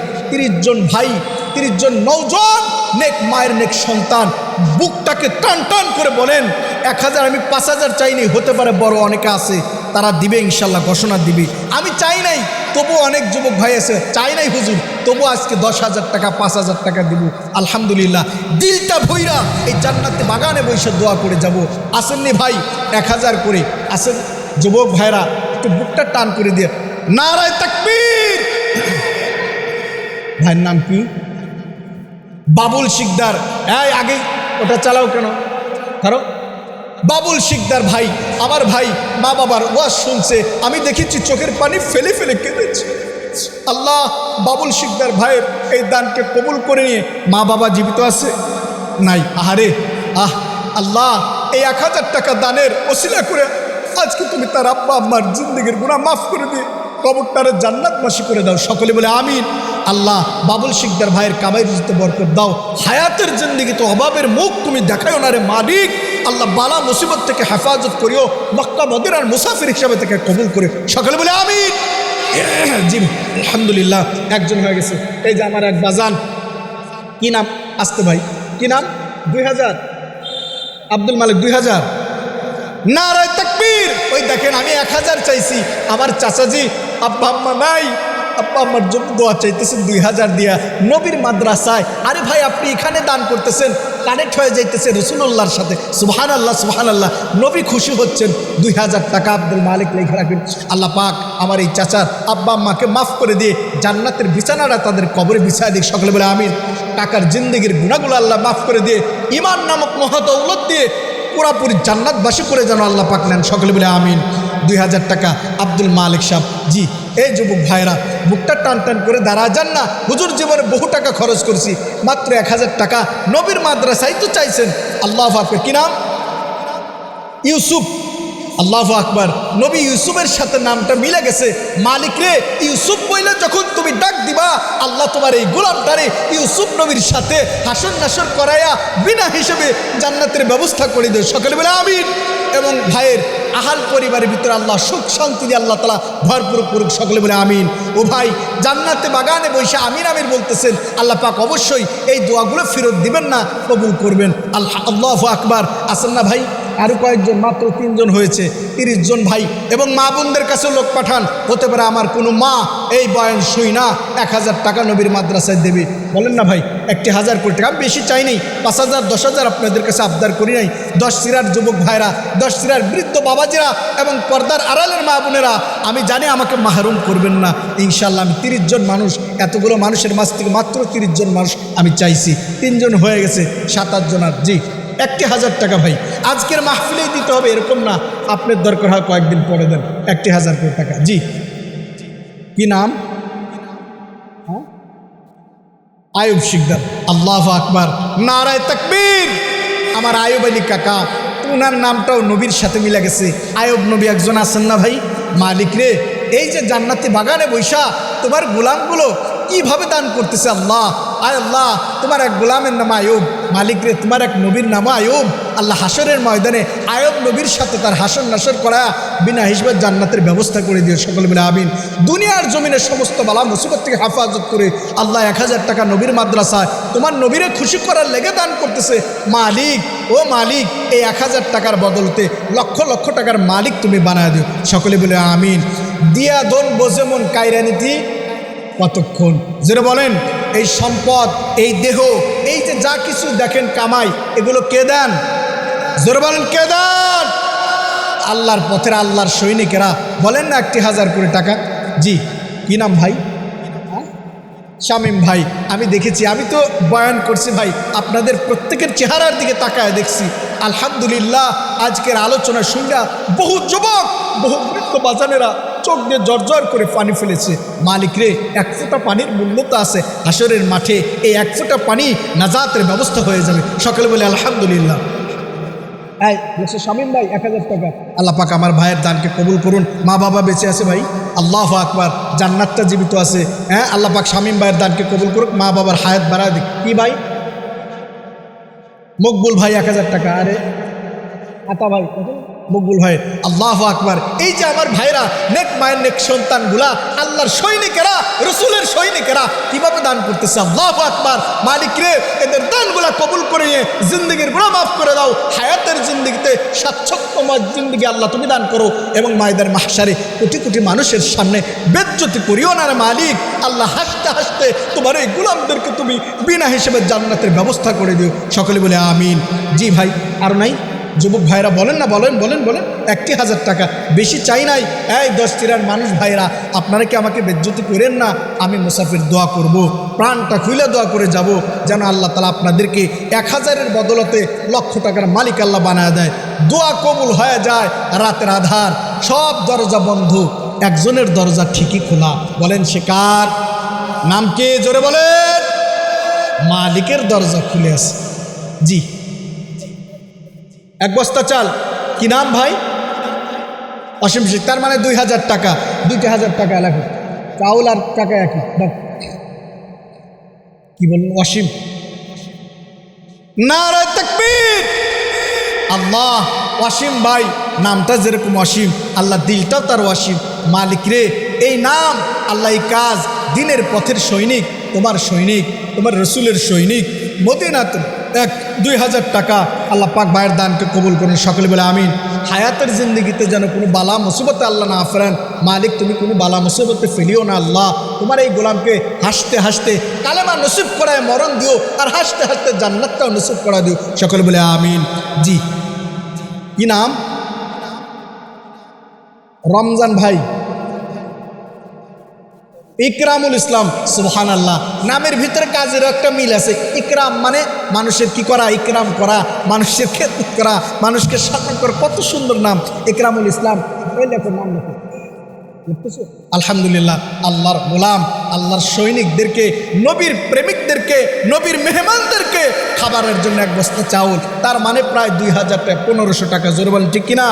আল্লাহ পাক এই ভাইয়ের, ইকরামুল ভাইয়ের দানকে কবুল করুন। সকলে বলে আমিন। হায়াতের জিন্দগিটা আল্লাহ স্বাচ্ছন্দ্যময় করে দিক। সকলে বলে আমিন। এ ভাই, দোয়া হইল বড় জিনিস। আল্লাহর রাসূল বলছেন, আদ-দুআউ মুখুল ইবাদা, সমস্ত ইবাদতের মগজ হলো দোয়া। সুবহানাল্লাহ বলেন। সমস্ত ইবাদতের মগজ হইল দোয়া।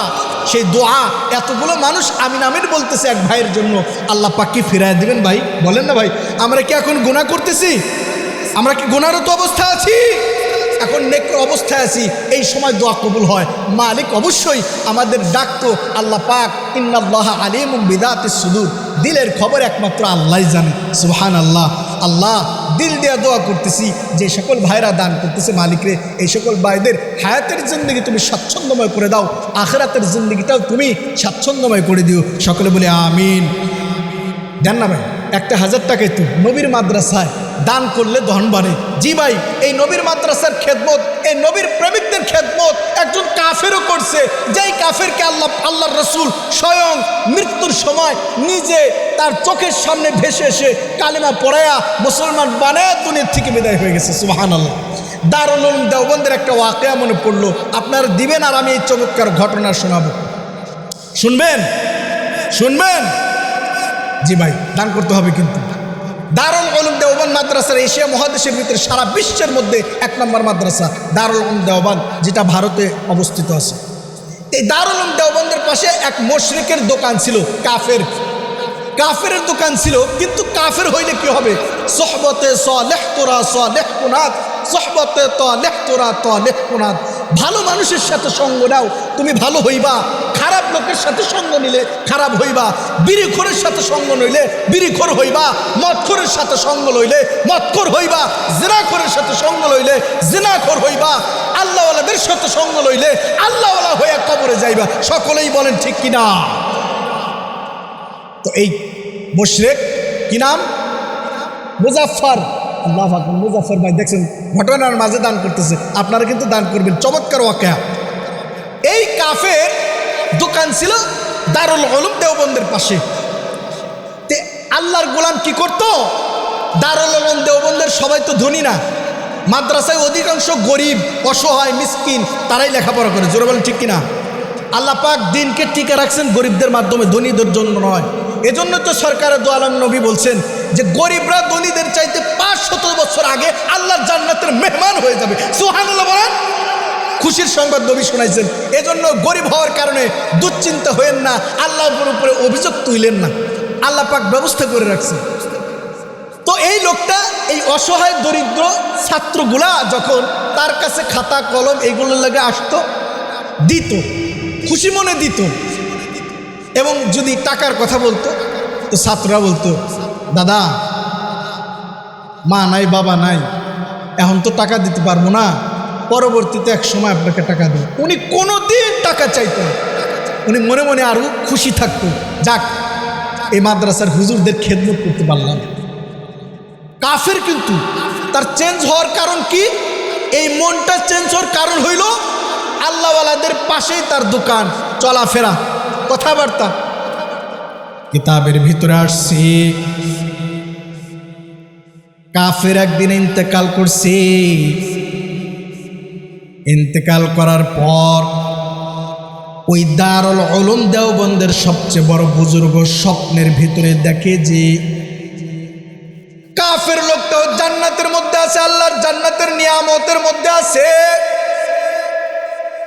বুজুর্গ ধমক দিয়ে বলে, এই কাফের, কেমনে করে আল্লাহর জান্নাতের মালিক হইলি? কেমনে করে রবের জান্নাতের নিয়ামত গুলো তোর কবরে? কেমনে করে তুই আল্লাহর জান্নাতের নিয়ামত গুলো ভোগ করস? ব্যাপার কি? তোর মতো কাফের জন্য তো আল্লাহ তাআলা জান্নাতের নিয়ামত বানায় নাই, বরং চিরন্তন জাহান্নামীদের জন্য আল্লাহ জাহান্নাম রেডি রাখছি।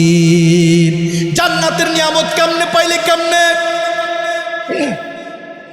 লোকটা বলে, হুজুর ধমক দিয়েন না, আমি তো জান্নাতে একা আসি নাই, ইচ্ছা করে তো রবের জান্নাতের নিয়ামত পাই নাই, বরং এই রবের নিয়ামত আল্লাহ তাআলা নিজে দান করেছেন। কয় কেমনে? হয় যে আমি দারুল উলুম দেওবন্দ মাদ্রাসা, আপনাদের মাদ্রাসার ছাত্রদের খেদমত করার কারণে আল্লাহ তাআলা এমন নসিব আমার রাখছে যে মৃত্যুর সময় যখন চলে আসছে, তখন আমি কি করতাম যে মরণের সময় যখন চলে আসছি, তখন মৃত্যু আমার কাছাকাছি, ওই সময় অমনি আমি জাহান্নামও দেখতেছি। এমন সময় সরকারে দো আলম নবী মুহাম্মদুর রাসূলুল্লাহ এমন সময় আমার চোখের সামনে ভাসে উঠছি আর বলতেছে, এই আমার আমার আমার আমি নবী, আমি মুহাম্মদুর রাসূল, আমি নবী, আমার মেহমানদেরকে খেদমত করছো। খেদমতের কারণে আমি রাসূল স্বয়ং তোর সামনে এই যে মরণের সময় আমি নবীর হাতে কালেমা পড়ে মুসলমান হ। যদি মুসলমান এই সুযোগটাও হাতছাড়া করে দাস, তাহলে চিরন্তন জাহান্নামটা কিন্তু রেডি রয়ে গেছে। দ্রুত মুসলমান হয়ে যা, আল্লাহর তোরই জান্নাতের মালিক হয়ে যা। এই তোর ভাগ্যটা এজন্য আল্লাহ পরিবর্তন করে দিছে যে তুই নবীর, আমি রাসূলের মেহমানদের খেদমত করার কারণে। আল্লাহর ওলি বলে, এই যে যদি কারণ হয়, আল্লাহু আকবার, কাফের লোকটা মুসলমান হয়ে গেছে শুধু নবীর মেহমানদের খেদমত করার কারণে। নবীর মেহমানদের খেদমত করেছে, আল্লাহ তাআলা কালেমা নসিব করায় মরণ দিছে। একজন সারা জীবনের কাট্টা কাফের যদি নবীর মেহমানদের খেদমত করার কারণে খায়, এই ইমানদার যুবকেরা, দশ সিরার মানুষগুলারে, আপনারা তো বেঈমান নয়, বরং আল্লাহ বিশ্বাসী লোক, নবীর একজন আশেক, আল্লাহর প্রেমিকগুলা আপনাদেরকে কেন আল্লাহ কালেমা মরণের সময় নসিব করবে না বলেন তো দেখি? এই যে নবীর মেহমানদের খেদমত করলে আল্লাহ তাআলা 100% মরণের সময় কালেমা নসিব করায় আল্লাহ মরণ দিবি। হ্যাঁ, কি নাম? দুলাল শেখ। নারায়ে তাকবীর। নবীর মেহমানদের ওকে শোনাইছি, আমার এক বাজান দাঁড়া গেছে, দুলাল শেখ। আমার চাচা 1000 টাকা, আব্বা মা আছে? মা আছে। আল্লাহু আকবার। আমার মতো ভাই, আমার মা না। কি নাম? হ্যাঁ, মারুফ। 1000 টাকা। লক্ষ লক্ষ। হ্যাঁ, ফারুক ভাই 1000, দুলাল শেখ 1000। আল্লাহু আকবার। ভাইরা দান করতেছে, নবীর প্রেমিকদের খেদমতের জন্য পাগল হয়ে গেছে। ও মালিক, এই যে শত শত মানুষ, 15 জন হয়েছে, আর 15 জন, 15,000 মানে 15 জন, 12 জন। জি ভাই, আর 15 জন লোক দাঁড়ান না ভাই, 15টা লোক, বেশি চাই নাই। তাই আমার মা বোনদের কাছে লোক পাঠান নাই? মা বোনেরও দান করবে। এই 10 চিরার মা বোনরা সবাই কি গরিব? না, সবাই গরিব না। 100% এমনও মা আছে যারা এই মাদ্রাসা নবীর প্রেমিকদের খেদমত করার জন্য নাকের দুল, কানের দুল, বিভিন্ন টাকা বেচাকিনি করে আজকে 1000 টাকা দান করবে। আমার বিশ্বাস, পাঠা দেন লোক। 100% মা বোনেরা আমাকে মাহরুম করবে না ইনশাআল্লাহ। আমার ভাইরা, আপনারা নাই ভাই? ও যুবক ভাইরা, কত হাজার টাকাই তো নষ্ট করলেন, কত হাজার টাকা বিভিন্নভাবে আপনি খরচ করলেন। আজকে না দিলেন, আপনি এক সপ্তাহ পরে দেন, নাই একটা মাস পরেই দেন। নবীর মাদ্রাসায় নবীর খেদমত দেন। নারা তাকবীর, কি নাম? মোহাম্মদ আলী রহমতপুর। আচ্ছা আচ্ছা, আল্লাহু আকবার। দিলে রহম, নাম রহম, দিলেও রহম আছে। মালিক রে, তুমিও হাসরের ময়দানে আমার এই বাজানের উপরে রহম করো। সকলে বলে আমিন। আল্লাহ, হাসরের ময়দানে মানুষের সামনে বেজ্জতি করিও না। টাকাকে দিনের জন্য আল্লাহ তুমি কবুল করে নাও। সকলে বলে আমিন। এবং পুরা ফ্যামিলির ভিতরে আল্লাহ তুমি তোমার চিরত সুখ শান্তি দিয়া আল্লাহ ভরপুর করে দাও। সকলে বলে আমিন। আল্লাহু আকবার। দিয়াদন বসেমন কায়রা নিতে কতক্ষণ? এই রঙিন পৃথিবী থাকবে না ভাই। রঙিন পৃথিবীতে আপনি থাকতে পারবেন না। মাটির দেহ মাটি খাবে। জোর বলেন ঠিক কিনা? এক মুষ্ট মাটি তো আমার আপনার জন্য কি আর কি বলেন না ভাই, আর কি? গোরস্থানে একটু মাটি বায়না করে রাখ রে, এক্ষুনি তোর আসতে পারে চলে যাওয়ার ডাক। বলবো? শুনবেন? টাকা কিন্তু দিতে হইব।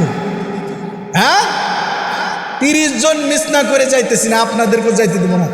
আমি 10 সিরার মানুষ ভাইদেরকে দেখবো, দেখি 30 জন লোক হয় কিনা। আমি মাহরুম হব না ইনশাল্লাহ, আমি আশাবাদী। দোয়া করতেছি আল্লাহ 30টা যুবক, 30টা বৃদ্ধ মানুষ এবং যারা আছে আল্লাহ সবাইকে মিলিয়া 30 জন মানুষ আমি চাই। আল্লাহ তুমি আমার এই দোয়াটা কবুল করো। সকলে বলে আমিন। দিবেন, অবশ্যই দিবেন। গোরস্থানে একটু মাটি বায়না করে রাখ রে, এক্ষুনি তোর আসতে পারে চলে যাওয়ার ডাক। আতর গোলাপ সুরমা চন্দন কাফন নামের দেহ বন্ধন, আতর গোলাপ সুরমা চন্দন কাফন নামের দেহ বন্ধন, আলমারিতে রাখ রে তুলে একটি কোরআন পাক রে, এক্ষুনি তোর আসতে পারে চলে যাওয়ার ডাক রে, এক্ষুনি তোর আসতে পারে চলে যাওয়ার ডাক। চিল্লা বলে ঠিক কিনা?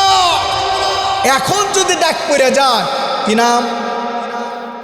জয়নাল আবদিন ভাই, 1000 টাকা। শেখ মানুষ, আল্লাহ শেখ ই, আচ্ছা মাশাআল্লাহ মাশাআল্লাহ, বাবার সাথে মিলাই রাখছে জয়নাল ভাই। হ্যাঁ, তো বাবার সাথে নাম, বাবার নাই মনে হয় না? ও আচ্ছা আচ্ছা, আলহামদুলিল্লাহ, বাবার নাম জয়নাল।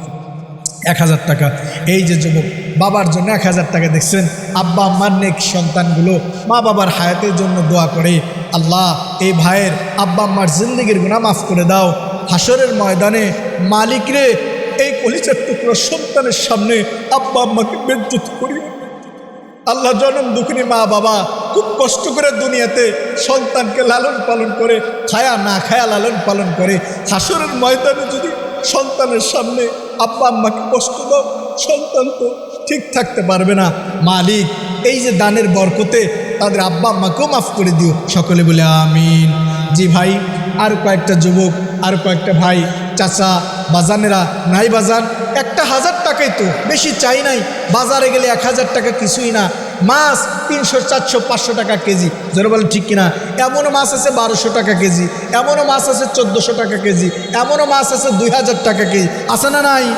আছে না নাই? এ ভাই, আব্বা আম্মা যদি থাকতো, আপনি যদি মায়ের নেককার সন্তান হইতেন, আর যদি মা যদি বলতো বাজান বড় আর মাছের খান্ডা দিয়ে ভাত খাইতে মন চাইছে, বাজান রে তুই আইনা দিবি আমাদের। বলেন তো ভাই, কোনো নেক মায়ের নেক সন্তান স্থির থাকতে পারতো? মা তোরে আমি খাওয়াইতাম না, পারতো ভাই? পারতো না। ওই সন্তান সারাদিন অন্যের বাড়ি পরিশ্রম করে হইলেও, 2 দিন হয় 1 সপ্তাহ পরিশ্রম করে হইলেও মায়ের জন্য বাজার থেকে বড় আর মাছটা ঠিকই লয়ে আসতো। ভাইরে, আজকে হয়তো অনেক ভাইয়ের এই মাটা নাই। এই মাকে আর কি দিবেন?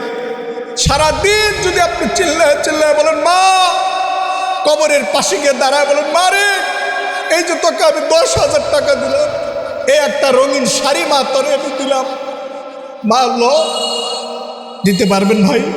মার নেবে ওই মা যেন জান্নাতি পোশাক পরে, সেই জন্য ভাই 1000 টাকা নবীর মাদ্রাসায় নবীর মেহমানদের খেদমতের লাইগা 1000 টাকা। বলেন না ভাই 30 জন মানুষ চাইছি, বেশি চাই নাই, 1000 করে। বলেন বলেন বলেন বলেন, কে আছেন বলেন? মা বোনদের কাছে খবর পাঠাইছেন, সংবাদ তো আসে না কেন? বলেন বলেন, আর কয়েকজন হইলে হয় আলহামদুলিল্লাহ। বলেন আচ্ছা 1000 টাকা পারতেছেন না ভাই, 500 করে দিয়ে হলেও পূরণ করেন। 2 জন মিলে 500 করে ভাই, আমি 500 টাকা কমায় দিলাম। 500 করে হলেও আমি 30 জন পূরণ করি, দেখি হয় কিনা। এবার হবে ইনশাআল্লাহ। বলেন না ভাই 500 করে দিব। জি, কি নাম? ইসমাইল ভাই। দেখো ইসমাইল ভাই 500 টাকা হবে ইনশাআল্লাহ। কি নাম ভাই? হ্যাঁ, ইমন ভাই।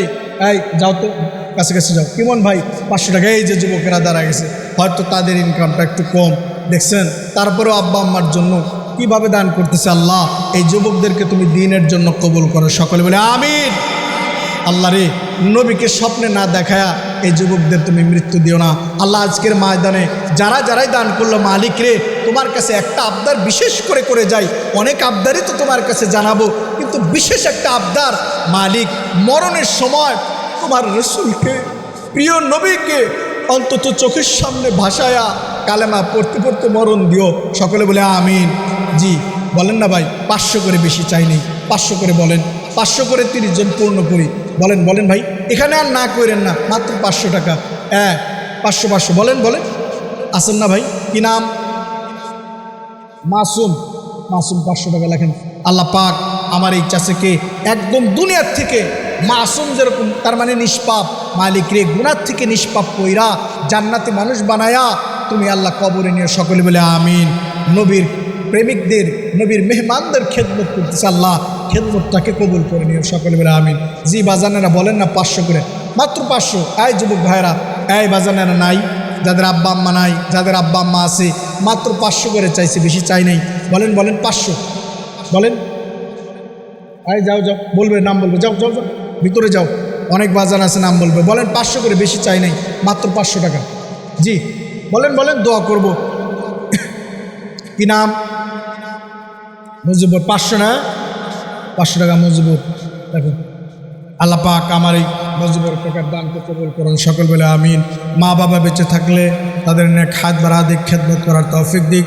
যদি মা বাবা বেঁচে না থাকে তাহলে দানের বরকতে, দানের উসিলায় আল্লাহ পাক তাদেরকে মাফ করে দিক, সকলে বলে আমিন।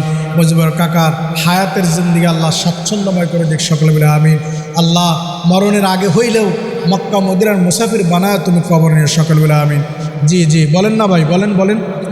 আজকের প্রধান অতিথি কই? অ্যাডভোকেট মোহাম্মদ রেজাউল করিম। এ ভাইকে তো দেখি না, ব্যাপারটা কি, কই গেছে, কেমন কি দিল তাও তো জানাম। প্রধান মেহমান জনাব আবুল কালাম আজাদ, বিশিষ্ট ব্যবসায়ী, গুলশান, ঢাকা। কই আমার বাজানেরা, কই ভাইরা, কই? বিশেষ অতিথি জনাব মোহাম্মদ শাহজাহান সিরাজ, জনাব শাহিনুর রহমান শাহিন, অ্যাডভোকেট মোহাম্মদ আল আমিন রেজা, জনাব মোহাম্মদ হাজি আব্দুর রাজ্জাক মোল্লা। এই যে আলহামদুলিল্লাহ অনেকে আছেন। জি কই আমার ভাইরা? হয়তো অনেকে দান করছেন বা দান করবেন, তবুও নামটা শুনলে ভালো লাগবে, কে কীরকম দান করলো নবীর প্রেমিকদের। 500 করে নাই ভাই? নাই? আর কেউ নাই? আবার দেবে মনোযোগের সময়। জি আসেন না ভাই, 500 টাকা, বেশি চাইনি। হ্যাঁ আচ্ছা ভাই আলহামদুলিল্লাহ। এখন আপনাদের এখানে 200, 100 করে যারা দিবেন তারা দয়া করে আপনি একটু উঠা আমাদের এখানে দিয়ে যান, 200, 100 করে। তবুও খালি যাবেন না, 200, 100 করে নবীর মাদ্রাসায় দিয়ে যান। জি আপনারা দেরি করবেন না, আর রুমাল পাঠিয়ে দাও যেন সবাই রুমালে দিয়ে দেন। হয়তো অনেকেই সামর্থ্য নাই, দিচ্ছেন না। জি আপনারা দিবেন ভাই, পরবর্তীতে লেখা দিবেন। আমার মা বোনদের কাছ থেকে কিন্তু কোনো ঘোষণা শুনতে পারলাম না। অবশ্যই তারা বয়ান শুনতেছেন, জানি না সেখানে লোক পাঠাইছে কিনা। সংবাদটা শুনলে তো ভালো লাগতো, দোয়া করে যাইতাম, এবং মা বোনদের ওখানেও রুমাল পাঠিয়ে দিলে ভালো হয়। আজকের বয়ান আপনাদের সামনে যা উপস্থাপন করলাম কোরআন থেকে, সূরা লোকমান থেকে, আপনারা আমার বয়ানগুলো কি বুঝতে পেরেছেন? জোরে বলতে হবে, বুঝতে পেরেছেন? আমার বিষয়টা আপনাদের সামনে ক্লিয়ার করতে পেরেছি? হ্যাঁ, 2টা বিষয় মাত্র বয়ান করেছি, আরও অনেক আলোচনা ছিল, করতে পারি নাই, সময় নাই। এক নম্বর বিষয় আলোচনা করছিলাম লা তুশরিক বিল্লাহ, আল্লাহর সাথে কাউরে শরীক করা যাবে, এটা প্রথম টার্গেট। আমলের সর্বপ্রথম টার্গেট আমার জীবন যাইতে পারে আল্লাহর সাথে কাউরে শরীক করবো না। আমি ক্লিয়ার করে দিই, দেখেন ভাই, আমি যেখানে আলোচনা করি আমার বিষয়বস্তুগুলো আমি তুলে ধরি, আমি কোন বিষয়ে আলোচনা করতে চাই সে জিনিসটা আমি বোঝানোর চেষ্টা করি। আল্লাহ পাক হতে পারে আজকের এই বয়ান থেকে যদি এক দুইজনের যদি হিদায়ত পায় তবুও তো পুরো মাহফিলটা আল্লাহ তাআলা কবুল করবেন। জোরে বলেন ঠিক কিনা? আপনারা ওয়াদা করছেন টাকা দিবেন, কি নাম? রাজীব ভাই, মোহাম্মদ রাজীব 1000 টাকা লেখো। আল্লাহ পাক ভাইয়ের দানকে কবুল করুন, সকলে বলে আমিন। এই যে বয়ান করলাম, দ্বিতীয় আলোচনা করেছি, দ্বিতীয় বিষয় হলো আব্বা আম্মার সাথে কখনোই খারাপ আচরণ করা। জোরে বলতে হবে, কখনোই খারাপ আচরণ করা। যদি কইরা থাকেন তাহলে আব্বা আম্মা বেঁচে থাকলে মাপ চায় নেবেন, মা বাপ মাপ করে দেবে, আল্লাহ খুশি হবে, রসুল খুশি হবে, জান্নাত আপনার জন্য রেডি হয়ে যাবে। সুবহানাল্লাহ, সুবহানাল্লাহ। আর যদি আব্বা আম্মা বেঁচে না থাকে তাহলে এই নেক জায়গাগুলো দান করবেন, ভালো জায়গাগুলো দান করবেন, অসহায় দরিদ্রদেরকে দান করবেন, দান করে করে মনে নিয়ত করবেন, আল্লাহ এই দানের বরকতে আমার আব্বা আম্মাকে মাফ করে দাও, এই দানের সবগুলো আমার মা বাবার রূপে পৌঁছায় দাও। আল্লাহ তাআলা সঙ্গে সঙ্গে পৌঁছা দেবে, দানের বরকতে তাদেরকে মাফ করে দিবেন। তাহলে যাদের আব্বা আম্মা নাই বেশি বেশি দোয়া করবো, রব্বির হামহুমা কামা রব্বায়ানি সগীরা। আর যাদের আব্বা আম্মা বেঁচে আছে ভুল করলে মাপ চেয়ে তাদের সাথে ভালো আচরণ করবো ইনশাআল্লাহ। আল্লাহ পাক আমাদের সকলকেই এই আলোচনাগুলো বুঝার, আমল করার তৌফিক আল্লাহ দান করুন, সকলে বলি আমিন। সূরাতুল ফাতিহা একবার পড়ব, সূরা ইখলাস 3 বার পড়ব, দরুদ ইব্রাহিম পড়ব, ইস্তিগফার পড়ব, দোয়া করব। আউযু বিল্লাহি মিনাশ শাইতানির রাজীম। বিসমিল্লাহির রাহমানির রাহিম। আলহামদুলিল্লাহি রাব্বিল আলামিন আর রহমানির রহিম। জবান খুলে খুলে পড়েন। মালিক ইয়াউমিদ্দিন ইয়্যাকা না'বুদু ওয়া ইয়্যাকা নাস্তাঈন ইহদিনাস সিরাতাল মুস্তাকিম সিরাতাল লাযীনা আন'আমতা আলাইহিম গায়রিল মাগযুবি আলাইহিম ওয়ালাদ-দাল্লিন। আমিন। বিসমিল্লাহির রহমানির রহিম। মোনাজাতের সময় তবারক দিয়ে দিবেন, দ্রুত আনো। কালেকশন কি শেষ হয়েছে? এগুলা স্টেজে দিয়ে যাইতে একসাথে দাও, এখানে দিয়ে যাও। বিসমিল্লাহির রহমানির রহিম। কুল হুয়াল্লাহু আহাদ আল্লাহুস সামাদ লাম ইয়ালিদ ওয়া লাম ইউলাদ ওয়া লাম ইয়াকুল লাহু কুফুয়ান আহাদ। বিসমিল্লাহির রহমানির রহিম। কুল হুয়াল্লাহু আহাদ আল্লাহুস সামাদ লাম ইয়ালিদ ওয়া লাম ইউলাদ ওয়া লাম ইয়াকুল লাহু কুফুয়ান আহাদ। বিসমিল্লাহির রহমানির রহিম। কুল হুয়াল্লাহু আহাদ আল্লাহুস সামাদ লাম ইয়ালিদ ওয়া লাম ইউলাদ ওয়া লাম ইয়াকুল লাহু কুফুয়ান আহাদ। সাদাকাল্লাহুল আযীম। আল্লাহুম্মা সাল্লি আলা মুহাম্মাদিন ওয়া আলা আলি মুহাম্মাদ কামা সাল্লাইতা আলা ইব্রাহিম ওয়া আলা আলি ইব্রাহিম ইন্নাকা হামিদুম মাজিদ। আল্লাহুম্মা বারিক আলা মুহাম্মাদিন ওয়া আলা আলি মুহাম্মাদ কামা বারাকতা আলা ইব্রাহিম ওয়া আলা আলি ইব্রাহিম ইন্নাকা হামিদুম মাজিদ। আস্তাগফিরুল্লাহ রাব্বি মিন কুল্লি যামবিন ওয়া আতুবু ইলাইহি লা হাওলা ওয়া লা কুওয়াতা ইল্লা বিল্লাহিল আলিয়্যিল আযীম। বিশৃঙ্খলা না করি, দোয়া হবে, সবাই মোনাজাত তুলব। আর ভাইরা তাবারকগুলো আপনাদের সামনে দিয়ে যাবে, সবাই দোয়ার জন্য হাত তুলি। আল্লাহুম্মা আনতাস সালাম ওয়া মিনকাস সালাম তাবারাকতা ইয়া যাল জালালি ওয়াল ইকরাম। রব্বানা যালামনা আনফুসানা ওয়া ইল্লাম তাগফির লানা ওয়া তারহামনা লানাকুনান্না মিনাল খাসিরিন। রব্বানা ইয়া রব্বানা कर ले तू हम को कबूल आए खुदा গুনাহগারম গুনাহগারম গুনাহগার, তু গফফারু তু সত্তারু তু জব্বার। রব্বুল আলামিন গভীর রাতে মালিক রে তোমার শাহী দরবারে ভিখারির মতো হাত উঠিয়ে দিয়েছি। আয় আল্লাহ, দুনিয়ার গোলামদের দরজাগুলো বন্ধ হয়ে গেছে, শুধু তোমার দরজা খোলা আছে। মালিক রে দুটা হাত বাড়ায় দিয়েছি রে আল্লাহ। মাওলা, তোমার কালামে পাক থেকে তেলাওয়াত করেছি কয়েকটি আয়াত। আয় আল্লাহ, তোমার নবীর শানে দরুদ পড়েছি, ইস্তিগফার পড়েছি। দয়া করে মেহেরবানি করে মাওলারে আমাদের আমলগুলা কবুল করে নাও। আয় আল্লাহ, এই বরকতে জিন্দেগির গুনাহগুলো তুমি মাফ করে দাও। রব্বুল আলামিন, সারা জিন্দেগির গুনাহগুলো লইয়া তোমার দরবারে হাত তুলেছি। মালিক রে, জিন্দেগির গুনার দিকে না তাকাইয়া তোমার রহমতের দরিয়ার দিকে তাকাইয়া আমাদের জীবনের সব গুনাহগুলো তুমি মাফ করে দাও। হায়াতের জিন্দেগি নেক পূর্ণ বানায় দাও। আল্লাহ, গুনাহ থেকে বেঁচে থাকার তৌফিক দিও গো মালিক। গুনাহ থেকে বাঁচায় দিও আল্লাহ। বেশি বেশি নেক কাজ করার তৌফিক দান করে দিও আল্লাহ। আল্লাহ, আমাদের সন্তানগুলোকে তুমি নেককার বানায়া দাও রে মালিক। আল্লাহ, এই সন্তানগুলোকে মা বাবার চোখের শীতলতা হিসেবে কবুল করে নাও আল্লাহ। রব্বুল আলামিন, আমাদের জীবনের সমস্ত বালা মুসিবত দূর করে দাও। হায়াতের জিন্দেগিটা নেক পূর্ণ করে দাও। বেশি বেশি নেক কাজ করার তৌফিক দান করে দাও রব্বুল আলামিন। এই ভরা মজলিসের ভিতরে যারা হাত তুলে আমিন আমিন বলতেছে, জানি না কার জানি জনম দুঃখিনী মা নাই, জনম দুঃখী বাবা নাই। মালিক রে, সন্তানগুলো চোখের পানি ফেলে ফেলে আল্লাহ দোয়া করতেছি। আমার বয়ানের সময় দেখেছি রে মালিক, অনেক সন্তানগুলো চোখের পানি ফেলে ফেলে কাঁদে।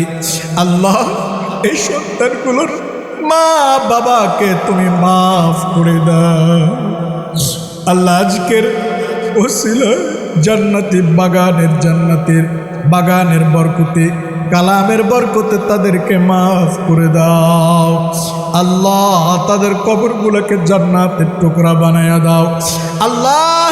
যেই সন্তানগুলো তোমার নবীর মাদ্রাসায় আল্লাহ দান করেছি, মালিক এই দানগুলাকে কবুল করে নাও।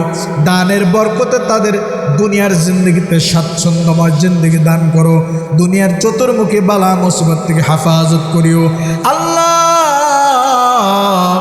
হাসরের ময়দানে বিনা হিসাবে জান্নাতের ব্যবস্থা করিয়া দিও আল্লাহ। মালিক রে, যারা মাহফিল আয়োজন করেছে আল্লাহ, তুমি তাদেরকেও মাফ করে দাও। যারা টাকা দিয়ে, পয়সা দিয়ে, বুদ্ধি দিয়ে, শ্রম দিয়ে যে যেভাবে সাহায্য সহযোগিতা করেছে সবাইকে তুমি মাফ করে দাও। দানগুলা কবুল করে নাও আল্লাহ। আমাদের সকলকে নেককার পরহেজগার মুত্তাকি বানায় দাও আয় আল্লাহ। এই এলাকার মধ্যে যতগুলা নূর দ্বারা ইমান নিয়ে, দ্বারা পরিমাণ ইমান নিয়ে শায়িত সকলকে আল্লাহ তুমি ক্ষমা করে দিয়ে সকলের কবরগুলাকে জান্নাতের বাগিচা বানিয়ে দিও আল্লাহ। মুজাম্মিল ভাই দোয়া চেয়েছে রে আল্লাহ, আরও অনেক ভাই দোয়া চেয়েছে আমার কাছে আল্লাহ। সকলের মনের নেক মাকাসেদগুলা পুরা করিয়া দিও আল্লাহ। বাড়ির মধ্যে সুখ শান্তি দিয়া ভরপুর করে দিও। আখিরাতের জিন্দেগিটাও আল্লাহ তুমি সফল কাম হিসেবে কবুল করে নিও রে আল্লাহ। রব্বানা যালামনা আনফুসানা ওয়া ইল্লাম তাগফির লানা ওয়া তারহামনা লানাকুনান্না মিনাল খাসিরিন। আল্লাহুম্মা আজিরনা মিনান নার। আল্লাহুম্মা ইন্না নাসআলুকাল জান্নাতা ওয়া নাউযু বিকা মিনান নার। রব্বুল আলামিন, এই এলাকার বৃদ্ধদেরকে তুমি কবুল করে দাও রে আল্লাহ। এই দশিরার যুবক ভাইদেরকে কবুল করে দাও রে আল্লাহ। মরণের আগে হইলাম মক্কা মদিনার মুসাফির না বানায়া কবরে ডাক দিও না রে আল্লাহ। তোমার হাবিব, তোমার নবী, তোমার প্যারা রাসূলকে আল্লাহ স্বপ্নে যুগে না দেখায়া মরণ দিও না। রব্বির হামহুমা কামা রব্বায়ানি সগীরা। আল্লাহুম্মা রব্বির হামহুমা কামা রব্বায়ানি সগীরা। সুবহান রাব্বিকা।